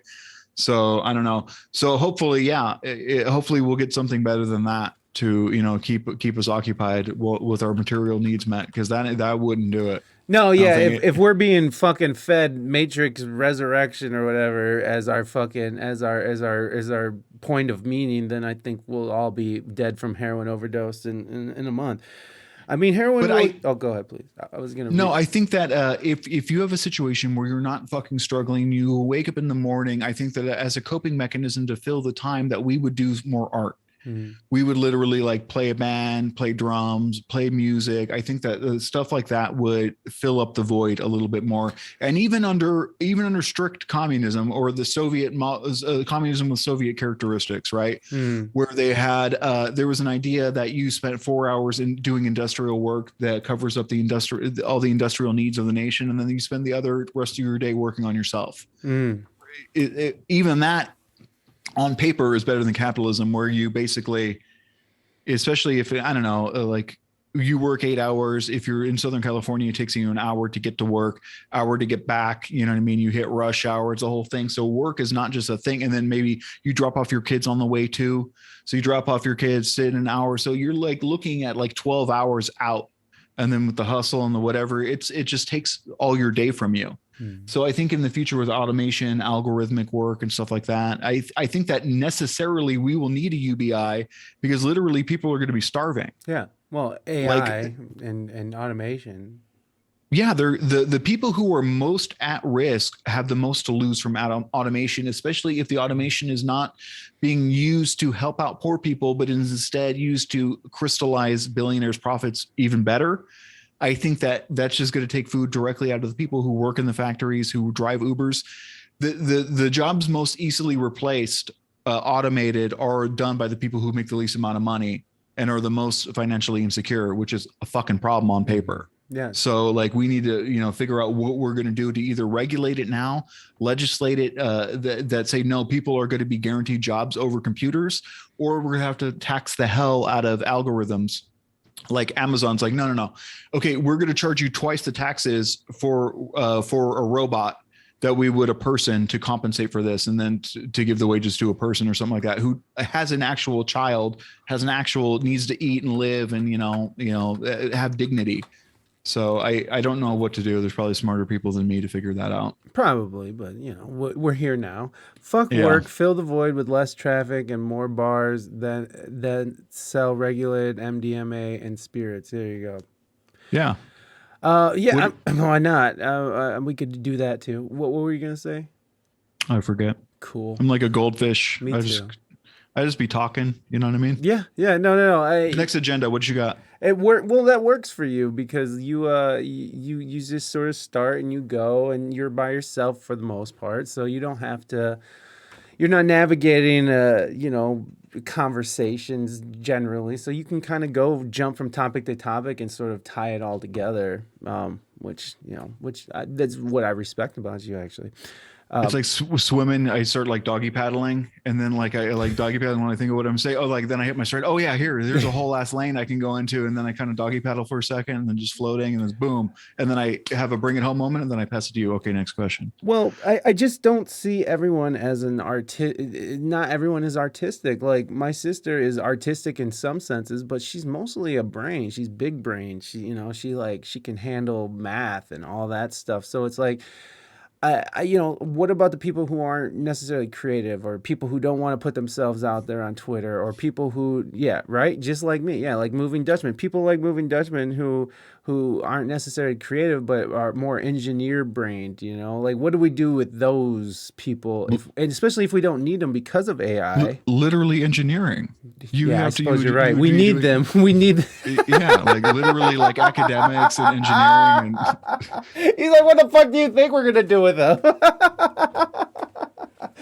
Well, I mean, but like if everyone's basic needs are met, I guess when you're talking about basic needs, we're talking about the basic needs of people who generally aren't the educated, who aren't the ones who are engineering, who aren't the ones who are on these high level jobs, lawyers, doctors and stuff. We're talking about people who are mostly coming from underserved communities, and so yeah, I see what you're saying. I see what you're saying. Like what to do with the people who are not necessarily creative enough to get their art onto any kind of level of making good money with it, but also are good. They have strong backs, and so we can put them to work, but no longer have a job for them. So, yeah, I see it. It's interesting with art, huh? That like there's a commodification of it that sort of crystallizes a style. It's a weird thing where what may be the most cathartic for you to make might not necessarily be the most commodifiable. And then we have a habit of leaning into like on Twitter, right? Especially like if you're vague posting or weird posting, you'll sort of go away. And then there's like this superstitious thing the mind does where you just post a certain type of thing that has a certain tone or flavor to it. And then that gets likes and you lean in that direction. So it would be interesting to see what art will be without definancialized. Like literally, if we take it out, especially if there's a modality where if we move past some of the IP stuff, where if I paid a painting, someone else can just like 3D print it in their house or something like that. You know what I mean? If we decommodify it and we get into a place of more pure creation, like will art be better then? Or is it the striving to hit a market? Like, is art a cathartic thing for you, or is art the feeling that someone else gets when they get it? And is the market the best way to suss out what's good or qualify it in that way? I don't know. That's more of a philosophical question, but I think it's a little both. It's a little both, right? I mean, there has to be a market, and there has to be someone to judge the art in order to give it a worth. So there has to, like, no matter what you think of your own art, it's only as good as the people. Dude, thank you so much, Moving Dutchman. How dare you just gifting out subs? Come in here just gifting subs. Thank you so much, Moving Dutchman. I really appreciate you, my friend. Thank you so much for gifting Zumano that.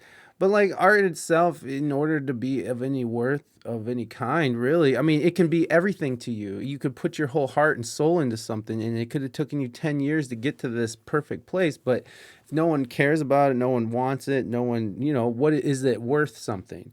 Yeah, it's worth something to you, but is it worth the clicks? Is it worth, a like? I don't know. It's just by putting yourself out there. The thing about art is that it is already decommodified.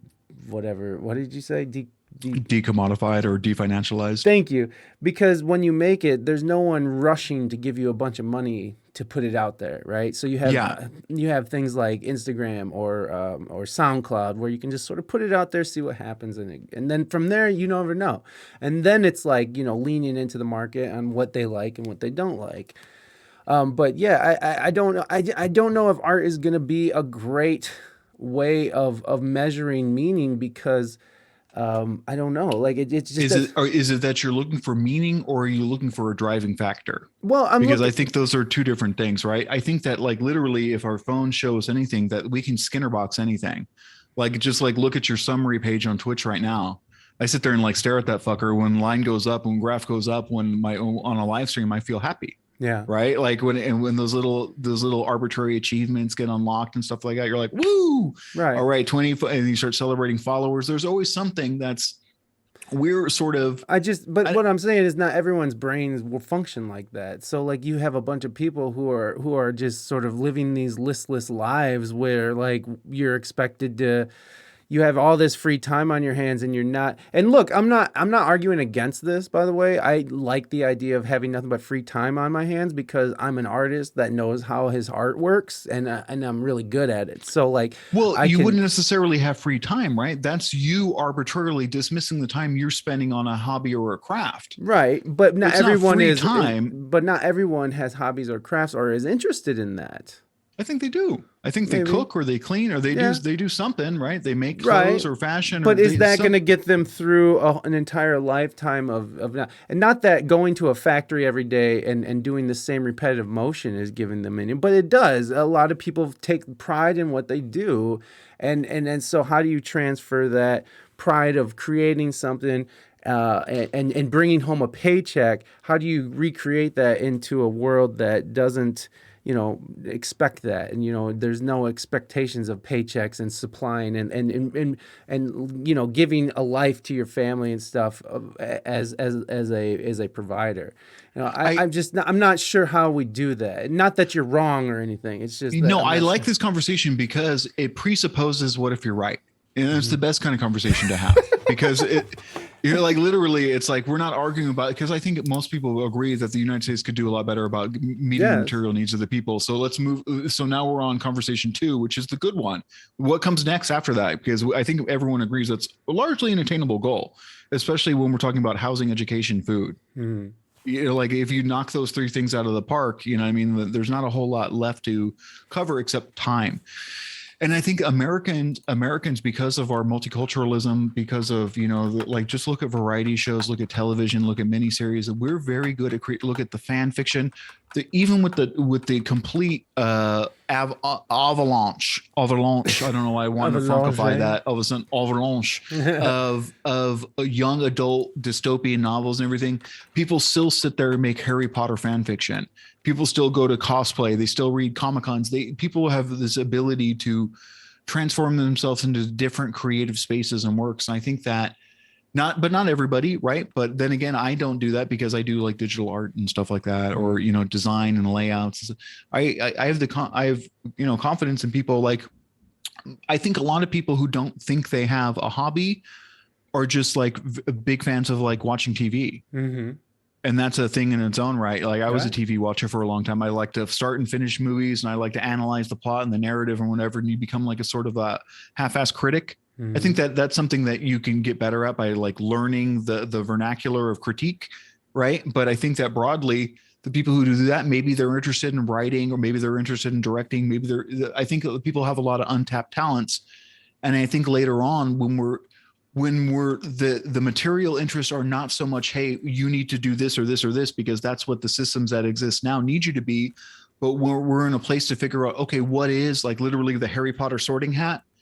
Like what, maybe the algorithm can suss out stuff about us that like you're a director. Mm-hmm. You didn't realize it, but you think in this way, you think in a storyboard, you should be making commercials or this or that or some other thing or visual movies. Or this person's a painter, this person does this. You should be painting murals, specifically, like not on small canvases. You like big canvases. There's, you know, there's different. I think there's different ways to tap into the nascent interest in people. Yeah, and I think most people are interesting. They just, you know, I think that one of the things I would agree with like guys like Joe Rogan is I think some people are not in an even starting place. And I think that being interesting and being interested is sort of a learned habit. Mm-hmm. It's a learned behavior. Yeah. So I think some people don't even know to develop a habit or develop a skill. It's a mindset in itself to learn how to do stuff. So you're saying if the incentives to, create are sort of removed, and create could be anything from going to work, I guess, or if the incentives to produce are removed, you're saying that. Hey, real quick, I just want to show as your chat is proving. Look how horseshoe theory is real. Look at this. Look where the Republicans and the revolutionary socialists in the chat would both call me a lib, which I love it. And they said horseshoe theory was fake. Look at it. Shout out to Zach App and Mr. Braindead. I mean, you are pretty liberal, and I guess like your ideas are pretty liberal, and I would say some of mine are conservative, but I think I'm more liberal than not. Honestly, you can be swayed. I think you've internalized some bad stuff, but I would say that's talking about you're speaking on the conservative liberal spectrum in American speak. Yes. Oh, they're talking on a worldwide level. They're talking economical left and right, like defending. They're talking like that. They're calling me a neoliberal, basically. Gotcha. They're calling me a dirty capitalist, basically. And you know what? I probably internalized a lot of fucking money grubbing hustle. You know what I mean? So if people cared to teach themselves, there would be less illiterate people. I guess so. It's just that the nature of humanity is just so, we can be really hardworking and awesome and stuff, but like we are so lazy that we will just let ourselves get fat and die from our own doing. So it's like, I just don't know if we would go, I just don't know how far humanity would get when you take out all the incentives to keep moving forward and to keep producing stuff, and then rely purely on their own volition to create and to entertain themselves. I find that more like people who have to find, idle minds are the devil's playground, I guess it would be the first thing that comes to my mind. And we've never really seen a society really work under those guidelines either. So it's hard to say what would work and what would not. And that's not even necessarily. I agree with you. Who's to say, right? But right. I think that even with the Skinnerization and the gamification of apps, I think that we can make most anything competitive, and we can artificially foment competition to people. Managers have been doing that trick for years, right? They split up A and B team. And they say, okay, you build these buildings over here for the people. You do it over here using your methods, and let's see who builds more. And then they'll like trigger. It's like we're doing reverse psychology on a kid. It's like a thing that happens. Like people are very easily susceptible to wanting to compete in the sports, and sports are another thing that people would do to compete, right? Sports, right. Olympics, that type of stuff.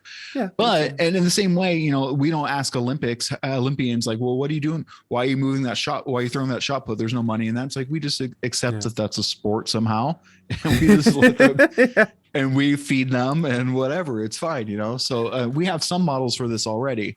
I forget what I was going to say. Nice. I had a whole ass thing that I was going to. Damn it. Well, we were talking about, finding meaning and incentive in.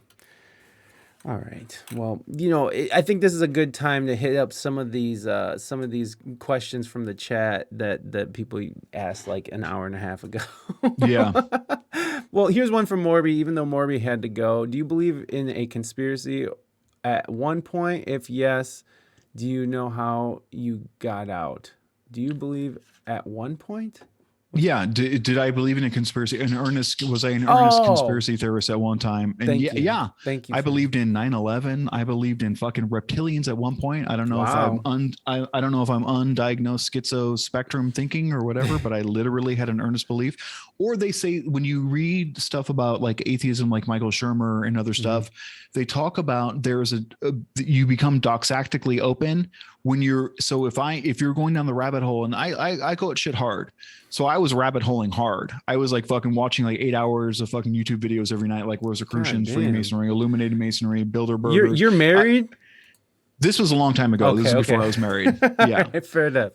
So I went on a speed run of conspiracy theories, and like after a couple months, I was like, I didn't know what the fuck to believe or disbelieve, and I was stuck in this credulous place where I was like sussing stuff out, and I quickly got away from that. But I'm not gonna lie, for a little bit, that idea that there was like shape shifting, because I got pilled really hard on aliens and Illuminati and everything at the same time. Yeah, and I was looking at New Age, Palladian, Rosicrucianism, the Knights Templar, hidden histories, occult underpinnings, cannibalistic satanic cults. Fucking trilateral commissions, fucking Bilderbergs, neoliberal fucking globalist. Me too. Everything all at the same time.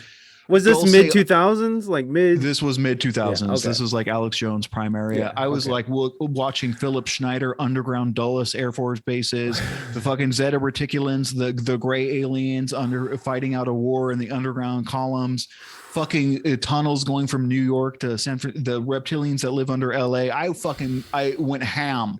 You went further than me, but that's fine. I love this. But so yes, at one point you were just like, and then I think, and not only that, it's a thing, like literally I was just collecting Pokemon cards. Yeah. And then I became obsessed with like, well, I have to know all the conspiracies. Like, I don't know necessarily what I believe or not, but I don't want to get upper handed by someone at a party says, oh, but you don't know about this group. You know what I mean? Or you didn't hear, oh, you see, you're talking about Freemasons, so you don't know about this. You don't know about the OTO. You don't know about Aleister Crowley. You don't know about this or that. You don't know that the Royals are crypto Jews. You don't know about this or the Zionists and blah, blah, blah. Like, so you have to like sit there and like speed run this whole thing, right? Yeah. And then eventually you just sort of, you're like, huh. I think what happens is, you get an omnibus, you have a overarching, and then very quickly you realize that these overarching conspiracies no longer fit together, right? So like this one doesn't match with this arch. So like little fissures start in the lattice work in your brain, and it starts to stuff falls through the cracks of them. You're like, okay, not all of this stuff works together. And then if you watch a conspiracy theories long enough, like Alex Jones, you start to see him saying stuff, and you're like, oh, I don't agree with this. He was right about this and this. And then you start disagreeing with conspiracy theories about certain things, and it takes you out of the spell a little bit.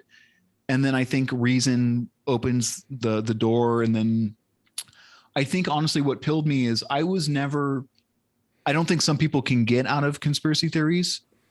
And I think that I was not particularly epistemologically crippled, which means that I still trusted the universities to give me good information about historical facts. Maybe they were wrong about the editorializing about them, but I still basically believed in the knowledge of like math, hard sciences. Like, I don't think NASA's a conspiracy, stuff like that. Mm-hmm. So by researching a lot of that stuff and getting more of a historical context, I was able to sort of contextualize myself out of the rabbit hole.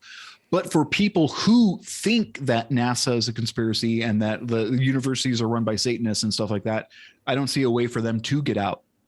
Yeah. They're sort of stuck in it. And I think that sort of, it's idiosyncratic in that way.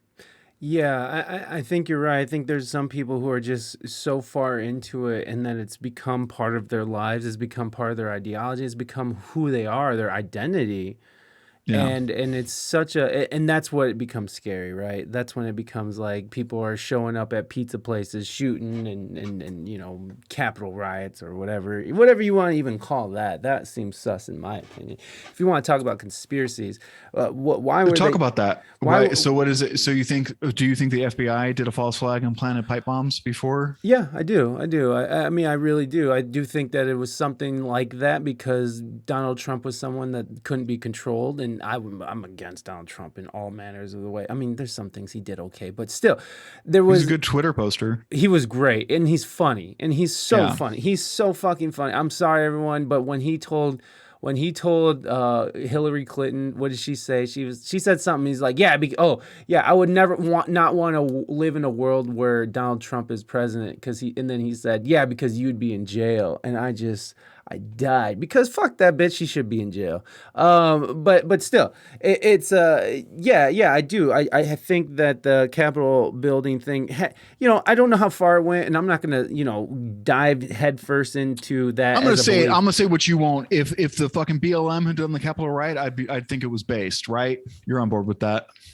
I think if the BLM was doing that, I think that they would have been fucking murdered on the streets. I think if it was black people doing it, that it would have been a different situation. That's a fair point. But honestly, I'm not even mad. The part that I reject about the Capitol riots, I'm not scared that if fucking couple Congress people got their panties in a wad because someone went by and wiggled their fucking doorknobs or whatever. I'm not even mad about that.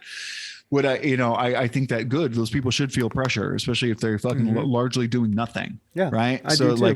Which they did through the whole pandemic. They sat there on their hands because they didn't want to fucking make the wrong move. Meanwhile, people starved and fucking people suffered. Fuck them. But please. Yeah.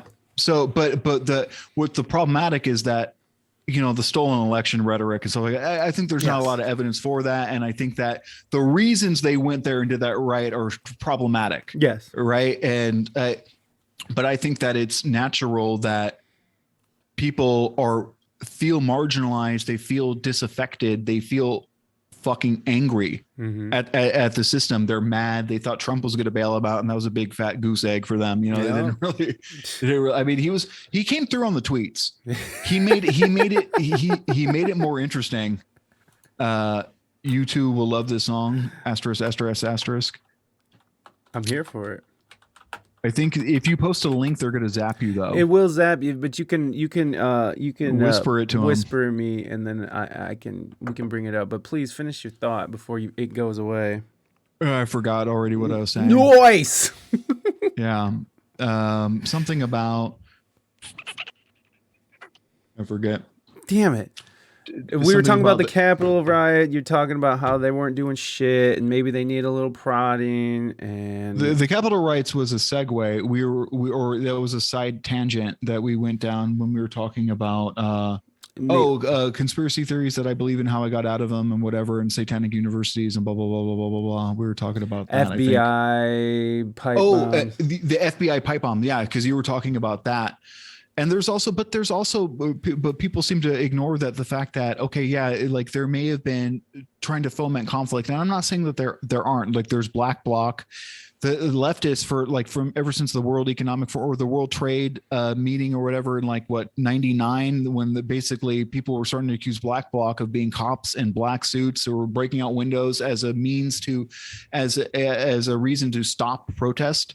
Right. They're like, oh, look at this. Sheesh. They break a window. They're like, oh, they're breaking windows. Let's break up this protest. Yeah. It's that type of thing that they were accusing people of doing. So I don't necessarily think that it's crazy to think that the FBI would do something to foment having to call as an ace in the hole to be able to call something off after the fact. And then I think there was something weird about those bombs in that they were released to social media that day and they showed close-ups of them. And that's not something they do if it's a real incendiary device or whatever, because they don't want schematics getting out. They're not going to pill people how to make bombs, what I mean? Type stuff. So maybe that they weren't real, but that might've been a different case. I don't really recall. Well, but I'm not against the idea of the FBI doing that, or even CIA or some intel group, or just some contractor LARPing. You know what I mean? Somebody, some wet works guy who goes in there and does stuff like that. Yeah. But that ignores the fact that Trump was Eric Trump was coordinating with burner phones with people. Charlie Kirk bust in hundreds of people to the protest. The Boogaloo Boys, the Proud Boys, they were all earnestly working to be there. So it's not like the FBI just whipped it up all out of nothing. No.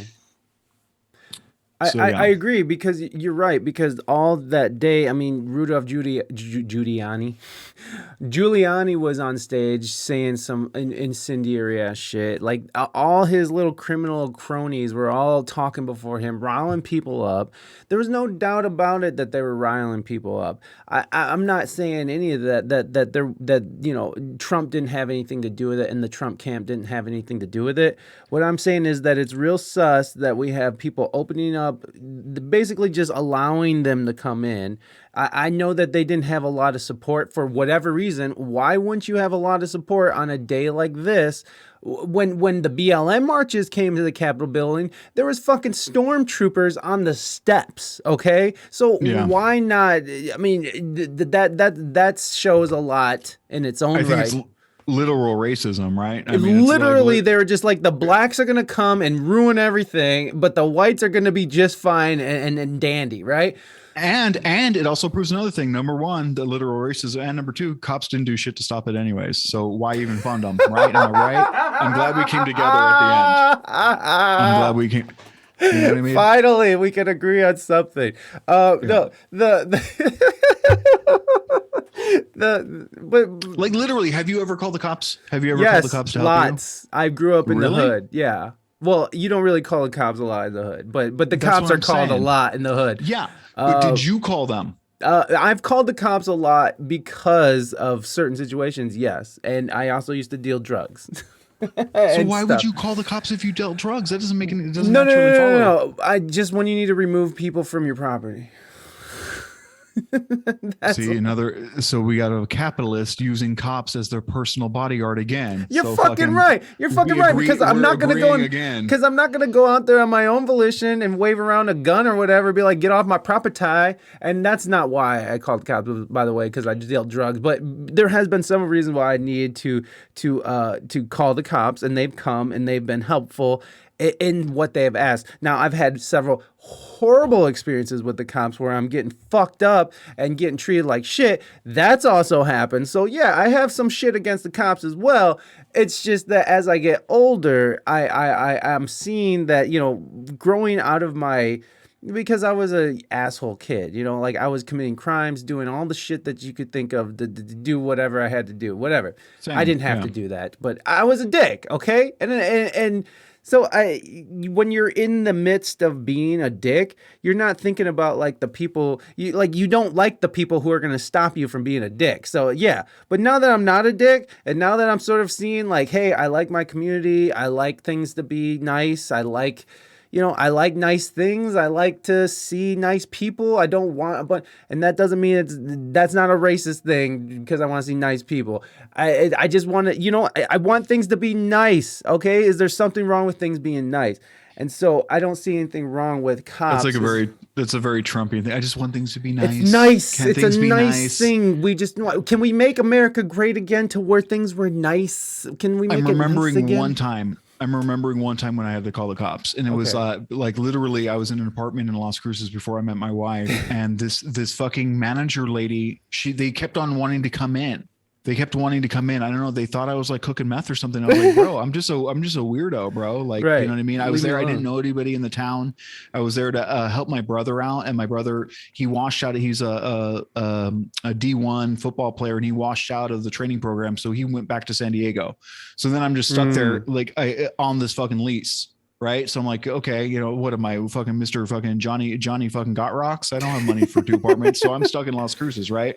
So then, and I was like late on my rent, and my dad was helping me out with it because, you know, I'm just a fuck up generally. Yeah. So, but he was paying late. So these people, as like a fucking interrogation or whatever, a method, they were doing this thing where they were like pressuring me by like coming in and wanting, if the day you were late, coming into your apartment and investigating to make sure you weren't doing anything untoward. It was like what's it called? A method of duress. It was the word is escaping me.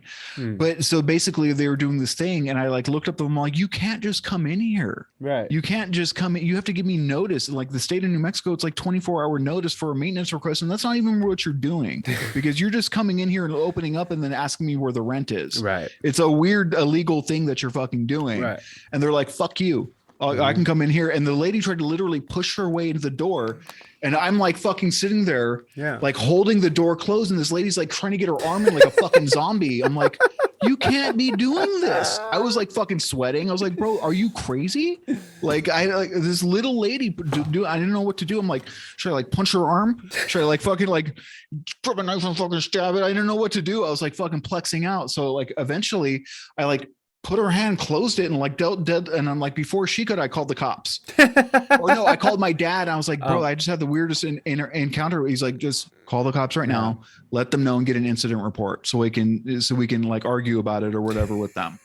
I was like, okay. So I literally had to call the cops, and they didn't even want to give me an incident report. They're like, well, she said this. And I'm like, bro, fuck I don't give a fuck what she said. This lady just tried to push her way into my house like a maniac, which is illegal. And the cop just didn't care. He's just like, yeah, whatever, dude. Yeah. What are you hiding in there that she didn't want her to see? I'm like, it's not even about that. I'm talking to the cop in the apartment. I'm like, it's not like, clearly I don't care about that. It was just the fact that she was trying to get in. Right. I didn't like that she was trying to get in, and I knew it was illegal. Yeah. And so he was like, fuck you. We don't care. Yeah, it was creepy. It was a whole ass thing. So I'm like heart beating on my chest, and then I have to call the cops, and I don't like, they make me nervous. So I don't call the cops very often. Yeah. So no, I'm with you. I don't like talking to cops. I don't like calling the cops. I don't even like being around cops. But I do see the necessity of, if someone is fucking up my car or something, and I'm not a fighter, and I don't own crazy weapons or anything. You should. I've stalled there because I'm not going to tell everybody what kind of weapons I have. So I'm not. Yeah. And then there's the idea too, like from an American's perspective, I think that I don't know how much we've been unduly influenced by like Western culture, like fucking like literally like white hats, black hats, Westerns. But we seem to have this rugged individualist cowboy showdown modality where if somebody like crosses us, there has to be a fight, or someone has to be like end it with someone laying down. You deign to touch my property. Maybe it's because we're very hyper capitalist consumerist focused, and you touch my car, I have to shoot you then. Right. You can't get away with that type thing. Whereas I think people in Europe, they look at that, they're like, okay, if somebody had a VCR and they're stealing my VCR, I would just like let them take the VCR and they would get the fuck out of there. Right. And then they would be out of my life. Right. You know what I mean? I don't have to worry about that. But some people don't. But sometimes it doesn't end at that. You know, I mean, true. You know, it doesn't end at the VCR. Sometimes it ends with horrible things. We could go anywhere from this, but it's I'm all about having weapons. I'm all about protecting yourself, but I am not all about going and sticking my nose into something where I don't know what the situation is. If you're coming into my house, that's a different situation. You're going to be dead now. But if you're outside my house fucking with shit and I don't know what's going on, I'm not going out there to say, hey, what are you doing, buddy? What are you going on? Fuck. No, I'm sorry, but I'm not one to put myself in those situations, so I'm going to call the police. And in my neighborhood, the police show up. And that sucks that not in everyone's neighborhood, when you actually need the fucking cops, they're not always fucking there, which is another problem. We were talking about earlier about the thing. There's movements in New York and whatever where they have a beat cop live on the street that they patrol. And I don't know, I didn't hear any updates to that. I could see how that could go south real quick. But I do like the idea of knowing the police and having, an established relationship with them versus being somebody from a different county, from a different culture, coming in and sort of lording arbitrary power over you. I think that's a divisive construct. I think it's and then again, that lady or the lady pushed her way in. 6 cops didn't have to show up to my house to give me an incident report. Right. I don't know what they were expecting for, or that's just how they roll. But you have to think that there was all kinds of crimes going on when I was just calling to literally get an incident report about this lady who pushed her way into my house. Yeah. I wasn't even like, what am I going to sentence her for trespass? You know what I mean? Like, I'm not going to do all that. That's like courts are largely a rich person's way of just legislating contracts. Mm-hmm. Yeah. Right. They just do this or that as like a little negotiating tactic. Like, okay, I'm going to sue you for this, and this, and I'll drop it if you give me this, and this in this contract that I want you to sign. And then it's a business. They just like literally sue people as like parts of business endeavors and all that. And it's not a system that you or me largely participate in. So I'm saying is, fuck the police, fuck the lawyers, fuck the literally criminal justice system. And justice was in quotes there, and the private prison industry and the lobby and the police unions and all of them. Suck my dick. Well, If we're talking about police unions and the idea of protecting criminals, yes, then fuck them. If we're talking about police unions who are just trying to, the good people who are just trying to make sure cops are taken care of and treated well, then, I don't say fuck them. But yeah, I know what you mean, and we've talked about this before. But it's like if you're going to protect criminals if this is what it's going to be, if you're going to just sit here and protect criminals to allow them to do whatever they want to people, just because they have a gun and a badge, you're going to allow them to do whatever they want all willy-nilly, then yes, fuck them. Then there's something needs to be done. But I don't think that's the whole thing, and I don't think that's everybody. But I do think that something needs to be done to change a systematic, fucking oppressive state that the cops do put on people, and they allow these criminal assholes to exist because of police unions. You do have fucking people who are lifer criminals on the force who are just constantly fucking with people or stealing or whatever it is. So we do need to root out the bad, is what I'm saying. The police union is the darkest part of the police. Yes, and that's why it's the part that protects them, right? Because it's a slush fund for lawyers, and then, but then again, it's the people's. The police have a couple. They aren't limited to just the body armor that they wear. They wear an armor of respectability and a patina of invincibleness in the courts. Mm-hmm. And very often they do that thing where they bypass a jury trial and they get set and they go directly in front of the judge and say, we're bypassing the jury and we trust you to discern on this. And the judge goes, okay, well, present your wrist for smacking. And they, they're like, okay, get back out there, slugger. Get back out there, Bisa, buddies. They do that thing. They're like, you know what? Yeah. We're going to give you 2 weeks paid vacation and thank you for being a soldier. We appreciate it. Yeah. And and I say to that, we need a criminal union. Yeah. We need the drug dealer union. You know what I mean? To counteract this criminal police union. Or something, or an oversight committee of some kind. I don't know what it is that we're going to be able to do because it's so deep and it's so intrinsic. Jesus Christ. You got it. No, you nailed it. We speak English good. By the way, hi Scott, hi Greenwich, hi way right. Welcome. Thank you for stopping by and saying hi. This is your first time being here. This you've stepped into the right one for your first time. Scon should follow me. I think they would like. Who the fuck are they supposed to be bargaining with except to get people out of trouble for not being leaders? Yeah. Police unions make about as much sense as a CEO's union. They are supposed to be, I missed it. They're supposed to be leaders. Yeah. Scon, I'm with you. And please, thank you, Bonnie, very much. Appreciate that.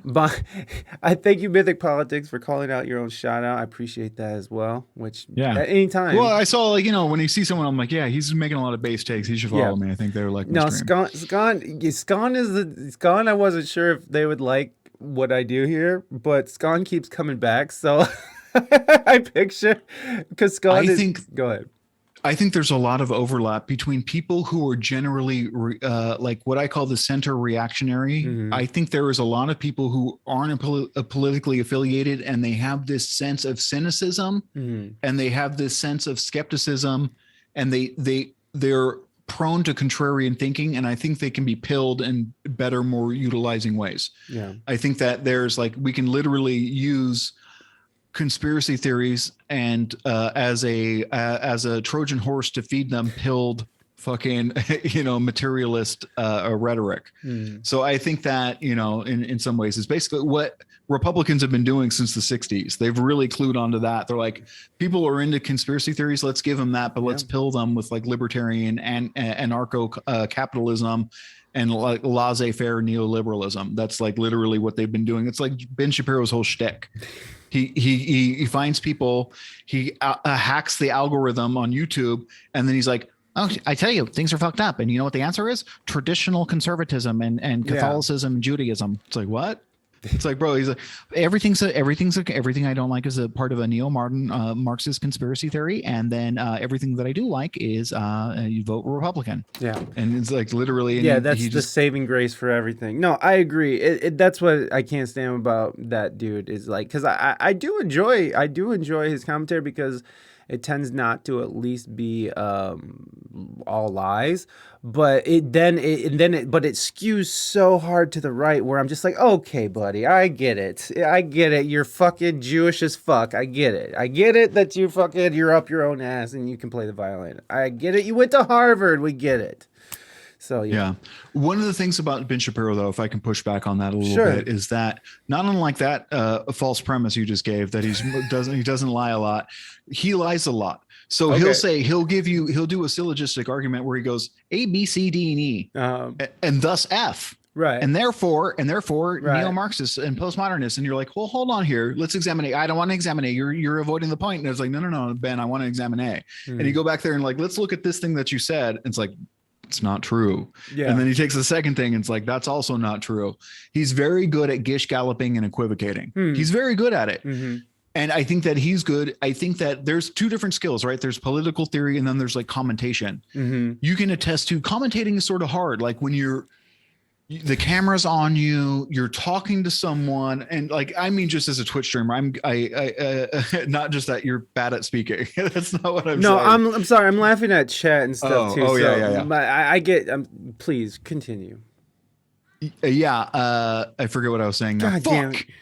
Ben Shapiro, you don't like him. It's hard to do. It's hard to do commentation. Him and Steven Crowder have sat there and learned the talking points, and they just sit there and they'll shoehorn. Oh yeah, you're saying like this, and that's why 13% of the population is 50% of the crime, and that's and that's why we need to outlaw homosexuality. It's like, whoa, yeah. How did you get there, bro? I was talking about bikes. And then you're talking about, black people do all the crime and that you need to outlaw homosexual. How'd you get there? How'd you get there so fast? But they're just good at because they're just in that zone all day. And I think, I don't know. I generally don't like Ben Shapiro. No, I don't either. Or his beliefs or his ideology or his arguments or his tone or his height. It's 5'9", everybody. Or his wife's dry ass pussy. I don't like any of that. I like the last one a little bit. No, the thing about Ben Shapiro, and I agree with all of what you just said, by the way. And I guess when I said he's not lying, that was a stretch as well, because all of these motherfuckers are pushing a narrative as well. And that's what I get. So I'm interested in since you're the arbiter of truth here. I'm just curious, where do you get your information besides the Pfizer mailer or whatever? I remember I asked, you said something in chat the first time I met you. I was just like, oh, have you been following Alex's coverage of the pandemic? And he's like, I don't need to. I get a newsletter from Pfizer, and you that, and in that moment, I'm just like, oh, okay, cool. Yeah, you like read it earnestly. You're like, oh shit. Okay, yeah, I was like, okay, sweet. Yeah. I guess I know who I'm talking to now. Yeah. But since you are the arbiter of truth, who or where do you find what commentator do you enjoy, and then where do you find your information that is so truthful? I'm through the rabbit hole such that there is no one commentator I would advocate for any. I think various people are good in various things. Like for instance, take Glenn Greenwald. Glenn Greenwald is good when he's talking about free speech absolutism. So is Noam Chomsky. Noam Chomsky is a broader speaker. Although Noam Chomsky has recently come out for mandates for the vaccine, so he is not that big of a free speecher guy kind of dude. Well, that's two different things. I don't know. One's medical intervention. That's the problem, is because people are seeing this as a contrarian. You're right. Free speech I'm just issue. throwing shit all in one little thing and making a big hullabaloo. But still, it's connected. That does indicate how this is a personal political thing, and less about the science and less about the medicine. Yeah. He's looking at it from the material conditions of getting ahead of the thing epidemiologically, right? Right. Even though we're finding more and more that it's not really. I think that maybe you're using motivated reasoning to of say course that I it's am. Not as successful as it is, but it is successful. I never said it wasn't successful, but I'm saying but we're gonna go back. We're gonna come back to this. Yeah. But so I'm saying this. Go ahead. There's not one person. I think that growing up is realizing that we don't have any one hero. Alex Jones is good when talking about false flags. right? He has an encyclopedic knowledge of fucked up shit the U.S. imperial apparatus has done with war crimes and stuff. He's good at that. Chapo Trap House is good at, I don't know, being like sock damn libs, basically. TrueAnon is good about Jeffrey Epstein, right? You have to go to each thing about their little core hobbit, and there's not good all-arounders. I think all-arounders aren't necessarily great, but I think maybe the best all-arounder is probably Noam Chomsky. I don't know, but like I would say that you have to there's no shortcuts, right? You have to read a lot, you have to listen to a lot of podcasts, you have to read a lot of articles, and then on top of getting the theory down, then on top of being on top of current events, then you have to if you're doing what we do, you have to practice commentating, right? It's not only that, it's not only having ideas and whatever, it's about shoehorning that into bullet points of rhetoric that you can like list off and give good takes when you're like reading an article or reviewing tweets and all that. So I say this, the expert you need to listen to is yourself. No, that's right. Everybody listening to this, they need to, your lib is showing. Yeah. That dude is old as dirt. No, but yeah, and you're right. I do get emotional. Is Noam Chomsky a lib? I'm curious if Noam Chomsky I don't know if he is anymore because of how it shifted, and I don't know if we're talking about different things again because you obviously have different definitions for liberal and for monetary liberal. I know that's how it works in that world. I'm just going for that the basic understanding of like left and right, of what the basic layman would understand. And I don't know if Noam Chomsky would fit into that still. Everyone else besides Noam. Well, yeah, I'm just giving an example. I was just using that like Glenn Greenwald came to mind. I was speaking specifically to Zach App. I can't think of anyone specifically because honestly, a lot of people on the Marxist, people who, talk about the immortal science of, Marxism, Marxist-Leninism or whatever, they've been marginalized in the free press, and the little scant crumbs that we get on the left are sort of pseudo-corporatist progressive Democrats, like a lot of like Kyle Kalinske, a lot of the YouTubers that people call like the new left is basically just progressive Democrats, and they're not really in a materialist a sense, a Marxist sense. There's not really a lot of big commentators in the U.S. who would fill that void. I think that there's a vibrant community on Twitch. I think that there's places that you can go, but there's never really been a big market for that for the U.S. Yeah, there's not I don't know, maybe specifically Zach App could suggest a commentator that he thinks summarizes it very, very easily. But I generally think that you have to read everything and then sort of synthesize your own takes. Yeah. From it is what I would suggest. Yeah, I absolutely agree with that because you got to understand that every one of these people who you're listening, Kyle Kalinske, fucking even, Breaking Points or Jimmy Dore or Men Monero or Meven Router, whatever. All of these people have a narrative that they're pushing. And they all have sort of something. So, like, if you don't want that skewed point of view, you definitely have to go in and read the shitty articles, read the shitty fucking papers, read the shitty medical reports, and fucking actually go in there and do it yourself, or else you're not really ever going to get a full picture that isn't skewed by someone else. And you hear it very much in how I speak too, and I hear it, and like there's certain times when I have to pull back on listening to people because I'll start like sounding like them, like I'll be like, oh my god, I'm not that person. So it's like you very much have to start. You really very much have to go in there and figure it out for yourself because it's like. You're especially if you do stuff like I do, and this is a fucking music podcast, by the way, everyone.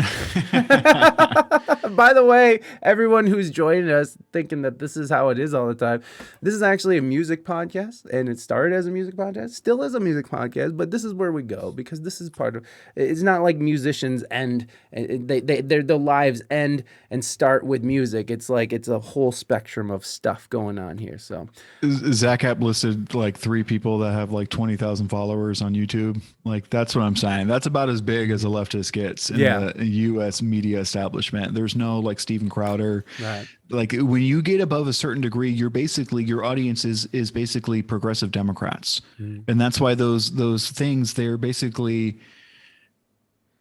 even fucking Albert Einstein's Why Socialism essay is pog as fuck. Okay. So, but I mean, yeah, the guy who made a nuke to drop on China, you know, like, so it's sort of, you know, it's sort of whatever. But I think that it becomes easier to suss out where you are if you read theory. So like you just read any, you can go to your local college, look up what the poli-sci courses are, and look in the textbook, look at the bookstore what the required book for that is, and look for the last version. If they're on version 11 or the 11th edition, go for the 10th edition on Amazon. It'll be like $2. Yeah. So you can read it. You read yourself a whole ass political science book for like $2, and you'll have a very cohesive top-down view of where to suss out where you are in the world. Yeah. And then it'll give you some sort of framework to say, because a lot of people, like, for instance, I was raised by Catholic conservatives, and I just assumed that I was Republican until I like read a lot. And then I'm like, I don't think I am at all. Actually, this doesn't vibe with my internal sense of right and wrong and ethical standing, and how the world was told, how I was told the world should work versus how it actually works. I don't think I can be a conservative. So I just switched over and, you know, became based. Based. Are you picking your nose or something? No, I was earlier, but not right now. I was actually looking up Das Kapital. I was looking, like, I know what that is, but now okay, never mind. It's the book by fucking, or is it a critique of Karl Marx? No, it's Karl Marx's. That's his book. Yeah. Yeah, grand opus.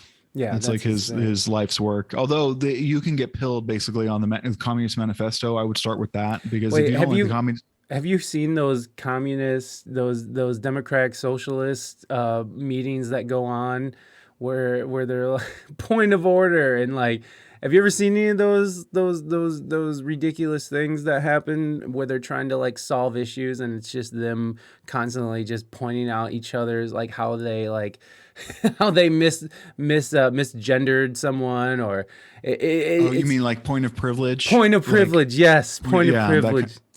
I wouldn't say that those are those are like what condescendingly is referred to as like rad libs, right? Those are like radical liberals who are not really pilled on Marxist theory, but instead are sort of very motivated solely. They're like class reduction. All right, sorry about that. Please keep going. They're like class reductionists the other way, where they're only looking at the intersectional interplay of race and society as the sole form of discrimination, whereas like purely economic Marxists are sort of criticized by only looking at the monetary economic side of things. And I think you can't be like, I don't want to say autistic, but you can't just look at one. You have to have a multi-axial understanding of it, because especially in America, there's a lot of fucking systemic racism here, and money, although one may argue money would fix a lot of the things, it's fucked up. But yeah, those people I would call like rad libs, and they're people for whom the intersectional racial stuff is the large component of what drives them. And that shit, I don't know, man. I think they're well intentioned, but it does come across as a little cringe and stupid. And I don't know how I don't know how on board I am with all they make stuff complicated, you know, neopronouns and xenogenders and stuff like that. I'm kind of confused about how all that stuff sort of fits into a materialist worldview. So I'm kind of confused about all that. Yeah, I mean, I think everyone is kind of confused about that. I mean, I think they are confused about that. I'm just gonna go ahead and play a little bit of this, and then we'll move on, just because I want everyone to see how. See what's really happening here. If we want to defeat capitalism, we are going to need a party that will organize working people to fight for the demands that we want and to win socialism. Thank you so much. Win socialism. Quick point of privilege. Quick point of personal privilege. Yes. Guys, first of all, James Jackson, Sacramento, he, him.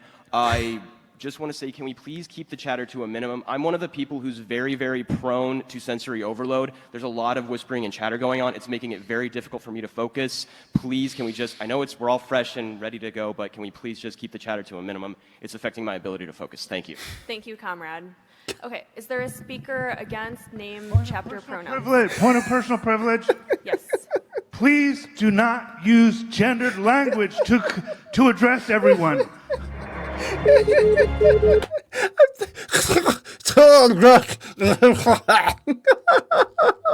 That background that she had was very cool. That little concave acoustic board is what I was focusing on during that. But yeah, that was definitely shitty fucking optics. That's bad. Like, this is so stupid. That's just so stupid. That just who's gonna get on board with that?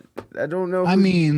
Okay, for in the interest of fair time, can you play that fucking thing about Charlie Kirk where his people came up and talked about hey, you're talking to us about the revolution. When we get to grab our guns that you told us to get and shoot these people? When are we going to kill these people? Let's show the other socialism side. Debate? No, it's the one where like Charlie Kirk, one of his people came up on a Q&A and asked like, okay, hey, look, let's say I believe everything you're saying. Okay. When are we actually going to rise up? Okay. Like, it was like one of those questions. And he was like, whoa, hey, let's dial this back. Yeah. Let's take a second here and chill for a second. I'm looking, I want to see that part. If anybody has a link to that, I will definitely play that, but it's not coming up really quick. I put it in feedback. What does that mean? I don't know. Feedback. Do you have a feedback section? Oh, yes. I see what you're saying. In the Discord. I figured it out, man. In mine? Aren't you glad I'm here? I am glad you're here. Oh, come on, you dirty hooker, you.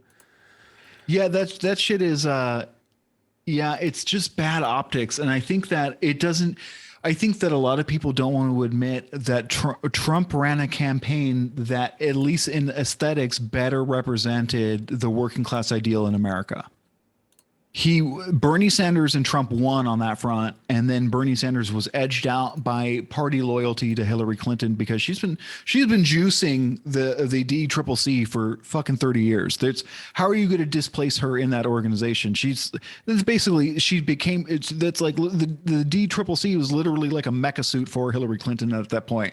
And I'm not mad at her for being a power broker for 30 years. I may not like it, but she fucking earned that shit. You know what I mean? Like, so as much and which I don't like the Democrats, you know what I mean? Yeah. So like literally it makes sense that, that is like that. And Bernie Sanders is based as hell for getting in there and almost taking over that whole organization and almost stealing the primary from them, which is pretty cool. Yeah. I thought that was amazing. I would have went for Bernie all day.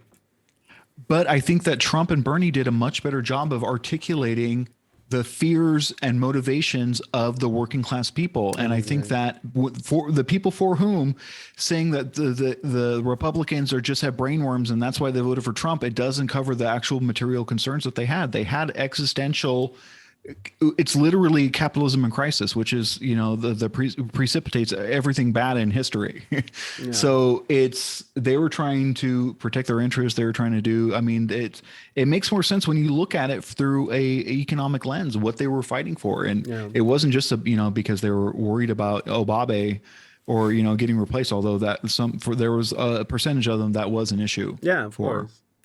No, I want, the more you look at things, even the more that you can just boil this down into economics, into the fact of the have and have nots.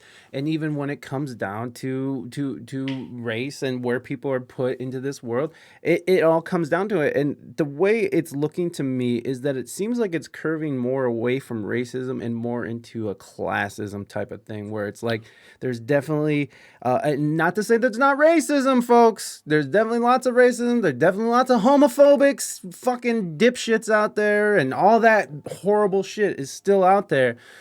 But I don't think it's so much of that more than I think it's just a class issue, and I think that's probably been the issue forever, obviously. But what's interesting is that when you see the upper crust, when you see them sort of focusing in on these race issues and sort of pulling away from the class issues, I think that that's very telling. And what that does is it ends up sort of mixing things up and getting people confused and getting people mad at each other. I mean, it's divide and conquer. It's the oldest fucking trick in the book. So I honestly, while we're sitting here hating our neighbor for fucking having a fucking BLM or a Trump sign in their front yard, they're passing policy that is selling our country down the fucking river and turning us more into America Inc. than the United States of a fuck America. God damn it. Yeah, I would agree. Yeah, neoliberal policy is bad. It's bad for us. It's bad for the countries it fucks up.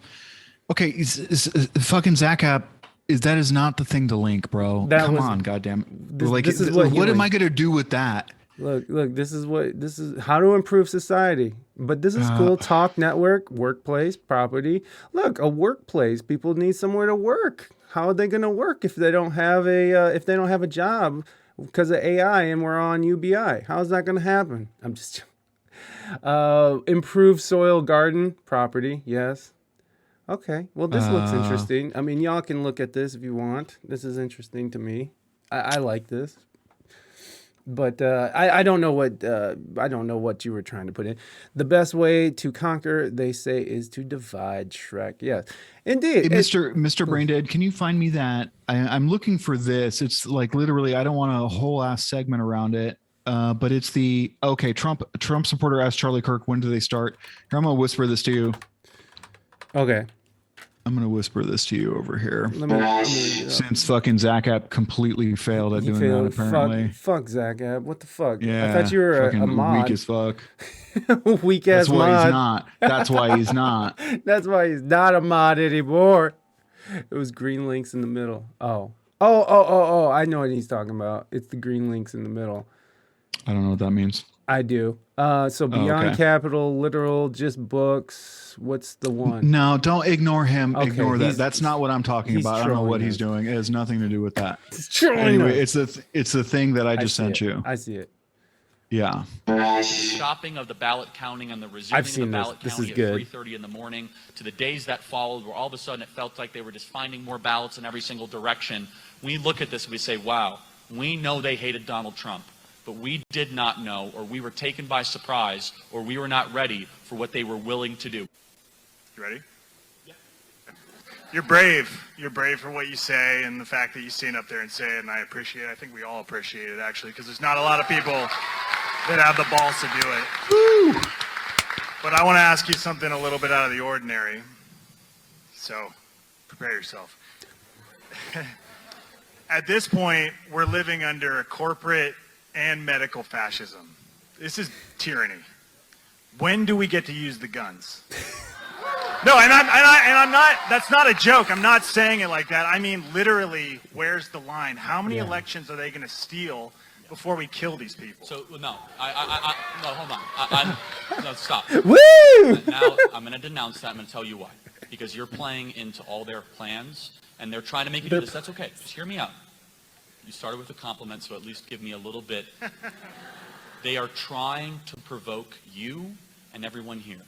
They are trying to make you do something that will be violent, that will justify a takeover of your freedoms and liberties, the likes of which we have never seen. We are close to have, hold on, we are close. They're already doing it. The guy is right. He's like, bro, if what you're saying is true, the logical conclusion is we should take these guns and go do something about it.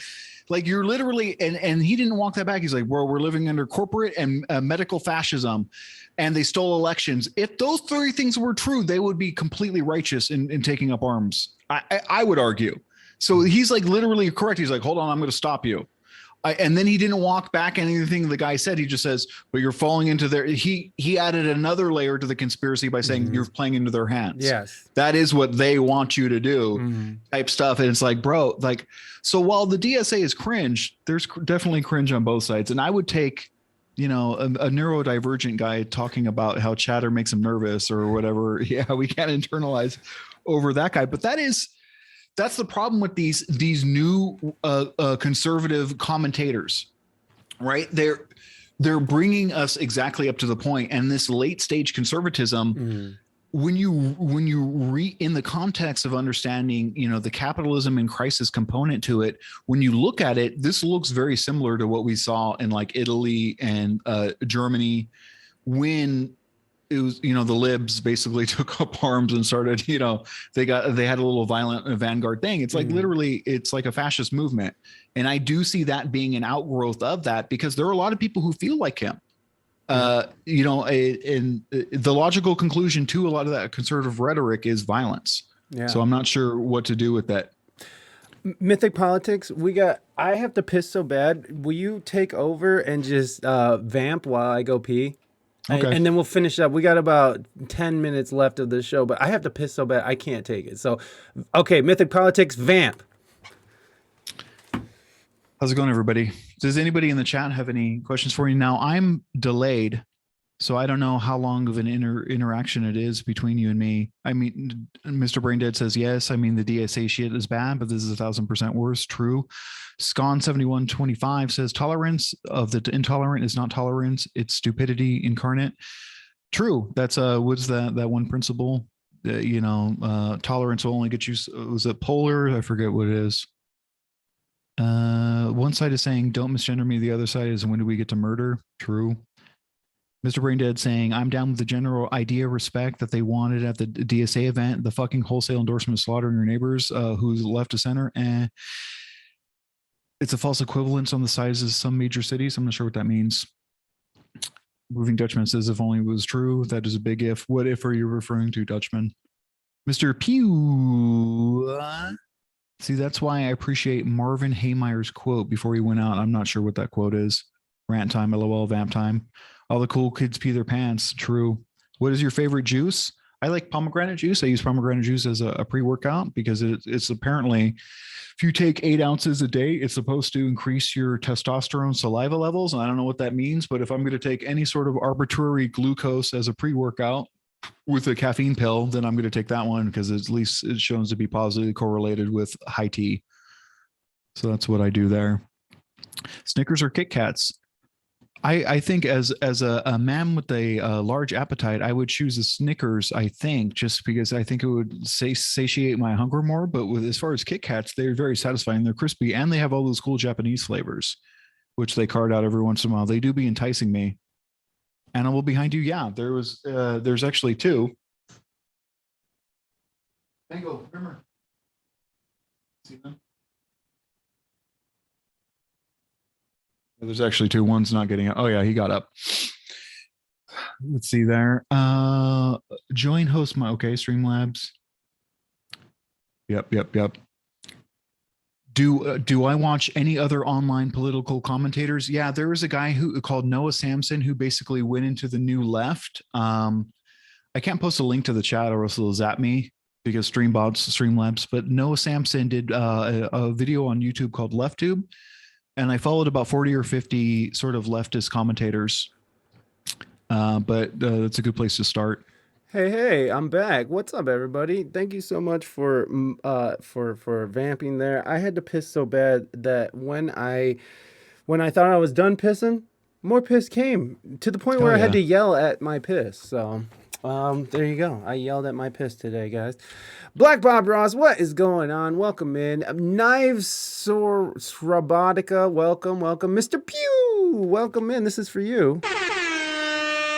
Yes, welcome in, everybody. Marvin Haymayer quote, I was always willing to be reasonable until I had to be unreasonable. Yes. And then so when you look at places, we were talking about guns and stuff. When you're looking at places like Australia right now, are you following what's going on in Australia right now? I was looking at that. So I was listening to Zach, I posted the name of that one union Australian speaker, but I was listening to an Australian last night who said, like, look, there's only been 7 COVID deaths in America. Imagine Australia. What's that union guy's name? He was talking about that specifically. He's like, when I listen to American media, when I listen to American media on there, they say all these things. He's like, there's no like camp that people are being sent to. There's no, it's like a weird LARP that people are doing on Twitter. Wait, literally like, so there's no camps. There's no camps. So what are all these what are these people like escaping from? What are these videos coming from then? Are they just made up videos? Are they just maybe, but like Alex Jones did a whole ass thing about FEMA camps back in the 2000s. Remember? I know. I remember. okay, and that's where it all comes from, right? This is where it's all coming from. Listen, brother, it's called Rex 84. It's Jade Helm. They're gonna round the people up. They come here. They think they're gonna save you from the tornadoes and the hurricanes. That's not what they're doing, brother. They're gonna take you up execution style, and they're gonna come for the Christians. Yeah. They're gonna put the Christians, and they have the plastic coffins. They're gonna bury you in there, and they're gonna bury you in the concrete. And they're never gonna see you again. Like it's not. None of that ever happened. I remember it. Right? No, and I agree with that. But I'm saying that there are literally people getting put into places that they're calling, COVID camps or whatever, and there are people literally trying to escape. There are people who can't like cross a line, or I mean, it's gotten so ridiculous. And of course, obviously, this could be all American media bullshit, and which sucks, which really sucks because I don't know. We have that general reporting problem. When I see something out of North Korea, Taiwan, Ukraine, China, or what, I don't know what to believe about anything anymore. Right. Mighty, thank you so much for that gifted sub to Hippie Smiles. Hey, thank you so much. Can we get a hype train? Can we get a hype train? Can we get any bits? Can we get any bits? No hype trains. Get any cheers? Can we get a fucking bro? I want these motherfuckers to run a hype train on me and my mom. I'm gonna fucking say it. I want that hype train to fucking choo all up in my fucking face. You hear that? That's the hype train horn, people. Let's go. Let's do it. Tie me to the motherfucking tracks and let's go, dude. Gift sub me from 9 ways until Sunday until you can't gift sub me no more. Brought to you by Pfizer. Fuck you. Yeah, that's right. Boom. Thank you, Pfizer. China has over 600,000 villages. How you gonna dictate shit? True. Well, they do it by. They do it pretty well. Yeah, I mean, China's got it together, man. They do. China's going to be the global hegemon quick. They figured that shit out. Well, they just surpassed us on wealth, right? Like they are now the wealthiest country in the world now. Boom! Look at that. Hey, Mr. Braindead, thank you so much for gift subbing you guys. No, don't get a hype train going because then I'll have to sing a stupid fucking song, and then I'm not trying to sing a song. I'm not trying to. I was wondering why my nipples were rock hard right now, and I guess it's because of the hype train. There is no hype train. It's one thing away. I don't know. We're not going to do hype trains, guys. I woke up and my knee was aching and my fucking my teats were lactating, and that is because I fucking knew a hype train was going to come and get around on me. Hype train. Please don't do the hype train. I'd rather have a discussion. When you started, I'd rather talk than have a hype train because I'd rather in the small amount of time we have left. Let's get to the front page. Calm down, Scun. It's not that we're not doing that. Thank you guys for refraining from hype training. I do want to finish out this conversation. Oh, I don't know. I don't know if they've fully refrained. Well, they have. There's no hype train. It's fine. We're good. Okay. God damn it, Buddy, what the fuck were you thinking? Boom. See that? There's no hype train. See? I knew the hype train was coming because you started maliciously. Before we started, you were maliciously touching your fucking mustache and twirling, and I was like, "Why am I tied to these fucking tracks? Stop it! Why am I tied to these tracks? You motherfucker!" What is this song? I'm very curious. I hope you're happy. I'm very curious. Look at that. 88% hype train. I'm very curious, bro. Okay.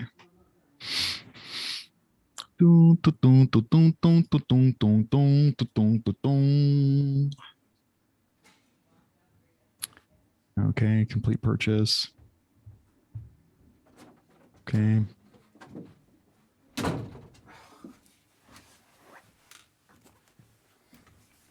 Stop it. I'm not even doing anything. Bro, look at that. I can't believe that happened. This is annoying. Not annoying. Thank you guys so much. I appreciate all of you. You're beautiful people, but god damn it, I was just trying to talk to Mythic Politics here, and now this is what I'm doing. All right, guys, we're doing a raid. I mean, we're doing a hype song. Hold on. We're gonna get there. There he is. He's still with us. And it's not a raid song, it's a hype train. Here we go. All right, guys, thank you so much for the hype. I appreciate it. This song is for you, and I'm playing it on my beautiful hollow body guitar and not my Spanish guitar because I don't know where it is. So here we go. It's raining tacos from out of the sky. Yes, tacos. No need to ask why. Just open your mouth and close your eyes. It's raining tacos. It's raining tacos. Out in the streets, yes, tacos. All you can eat, lettuce and shells, cheese and meat. It's raining tacos. Yum, yum, yummity yum, it's like a dream. Yum, yum, yummity yum, more sour cream. It's raining tacos. Ooh, tacos. Ooh, tacos. Ooh, it's raining tacos. God damn it! Puppet, welcome. It's raining tacos. Out of the sky, yes, tacos. No need to ask why. Just open your mouth and close your eyes. It's raining tacos.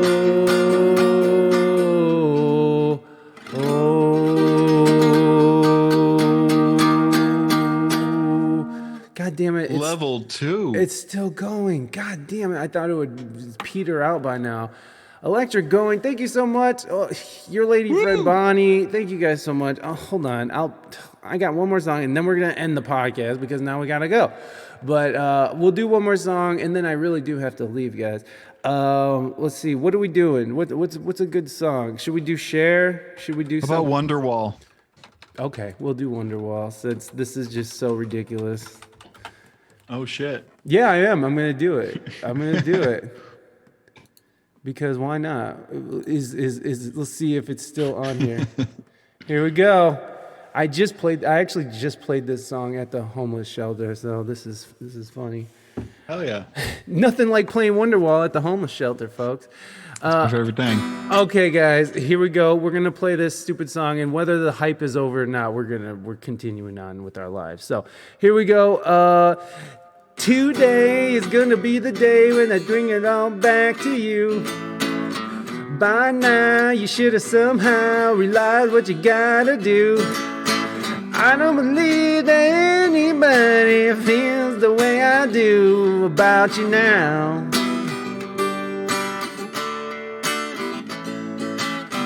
Backbeat, the world is on the street, and the fire is the heart is out.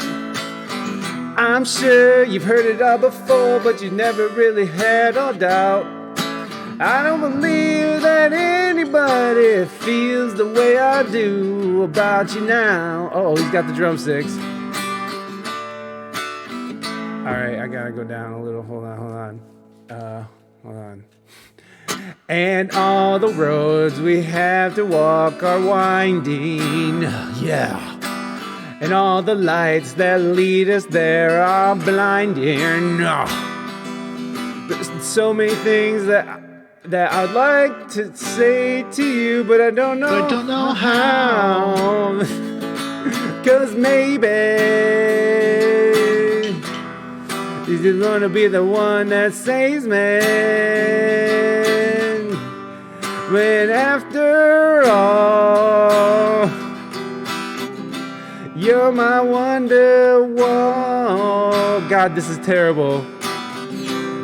And that's the end of the song. Wait a minute. Did we do the actual song or the actual thing? I don't know. Let's do the actual. No, we're not. We're done. You're good. You got it. Yeah, I did it, and I think we've hyped enough. And if you guys bit, I'm sorry. I'm just the hype. I'm all hyped out. Now I want to thank you everybody for fucking running that hype train on me and me, yeah, and our mothers. Fuck, I forgot your name, Mike. I almost called you Matt. That's okay. For me, running a train on me and Mike, I appreciate that. And I think that train got ran on me so hard that my mom felt it, and yes. I appreciate you guys. Our mothers are both sore from that train, that hype train. So we appreciate that. Somewhere along the line, my mother right now, her heart is beating. She doesn't know why. It's because the epigenetic psychic connection that we've had and the vicarious secondhand elation that she felt from that hype train. It's been amazing. And I want to thank you and your chat for doing that. It's been wonderful. Yes, I appreciate that as well from my chat, and thank you, Mythic Politics, for fucking up your sleep schedule and all that just to be on here, just to talk shit with your boy. We appreciate it. I would love to do it again sometimes. I'd love to have you back on, and I know your chat doesn't want to see my face, so that's fine. But I do appreciate you having me on your show. I had a really great time talking to you, and that's why I wanted you on my show. Well, no, I wanted you on my show before I went on your show. But anyway, you know what? My chat will fucking learn to like it. We got to do this again, and I think that we would do better to speak specifically, like foment. Do a roundtable on conspiracy theories, because very often we start doing prescriptive political treatments. Right? We start talking about politics, and it takes away from the actual fun of just getting into the lore of conspiracy theories. And I think that maybe another month we'll come back and do it again here or there. It doesn't matter. That's perfect. All right. Mythic Politics, everybody. Give him a round of applause. Thank you so much. I'll talk to you later, brother. All right. Have a good day. Man. Peace. All right. Mythic Politics. Yes. Thank you for those claps, Bon. I appreciate that. Let me go through and thank everybody before we get out of here, because I really do want to thank everyone for bidding and for that hype train, even though that was just such a ridiculous, even though that was like Mythic Politics hyping that hype train up. Mighty, thank you for all the biddies. Oh my God, Mighty, you gave us so many biddies. Thank you so much. Bon, thank you for the biddies. Mythic Politics, thanks for the biddies. Moving Dutchman, thank you for the biddies. Mr. Braindead, thank you for that gifted tier 1 sub to Mythic Politics. Mighty, thank you for that sub to Hippie Smiles. For the host and Moving Dutchman, thank you. Oh yeah, we're okay. Cool. Thank you guys so much. I really do appreciate y'all for the hype train. And just before we go, I know I got to get out of here and go to work, but I want to play Hierarchy. I was gonna do it at the beginning, but we ran out of time. Hierarchy is officially going to be out Friday, January 7th. Hopefully, because hopefully COVID doesn't stop it. So. Because Reina's Titty Jiggle was supposed to be out like last week and it still isn't out. So we're still wondering what's going on there. I'm looking for... Oh, thank you for those things. Oh, thank you for being here, Mighty, and for all the love that you give us. You are just such a sweet human being, and you being here makes everything better. And Moving Dutchman, of course, you too. Moving Dutchman is an awesome supporter here as well, but just amazing people here, everyone's just amazing. You all are amazing. Everyone's amazing. You're the best. You're the greatest. Let's listen to this before we get out of here, and then we'll find someone to raid. Jamais dans la servitude, ceux avec la force du gagné. Je me souviens qu'il m'a laissé seul. Intellect pays, now a renegade.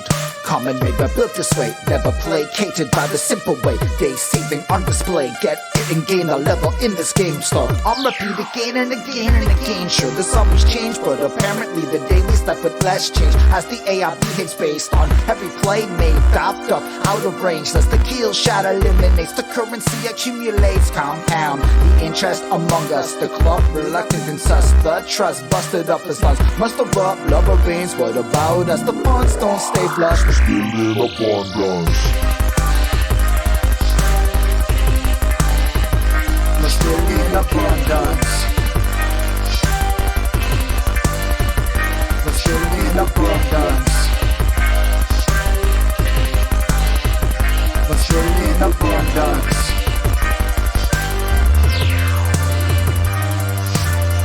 In a different home, locked in and hidden on the flaps, only that are on the skins that never even know that paranoia grow with the capital freedom, baby, let it ring, sing the song of you, the soul, the one that no one barely knows, focused on imaginary goals, you love the prayer and swear guilty to the throne, extol admiration, while rolling over, the doggies holding, get to robbing, his own hobbyists get bodied, seen it once, running up, muttering, that it's tough, never trust, leisureless, public dancing for lucky ballots, cash from the most dapper and clunky, accolades from actors so chunky, spit like poverty, some bumping. The caliber, the capital, the carry on for liars. How the harbingers of dark blue barbarian, contrarian, with upliftment, chaotic, and just watch the message twirl, twirl, twirl.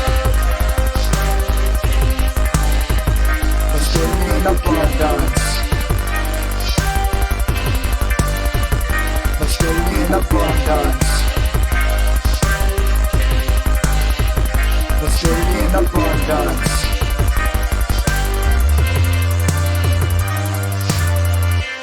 Tu ne comprendras pas. Vivant jamais dans la servitude, ce avec la force du gagné. Je me souviens qu'il m'a laissé. All right. Oh, you know where we're going, all. We're going to the homie, the one and the only homie of the UK. Thank you guys. I hope you guys enjoy that. That's coming out January 7th. If everything works out to the best, hopefully it does.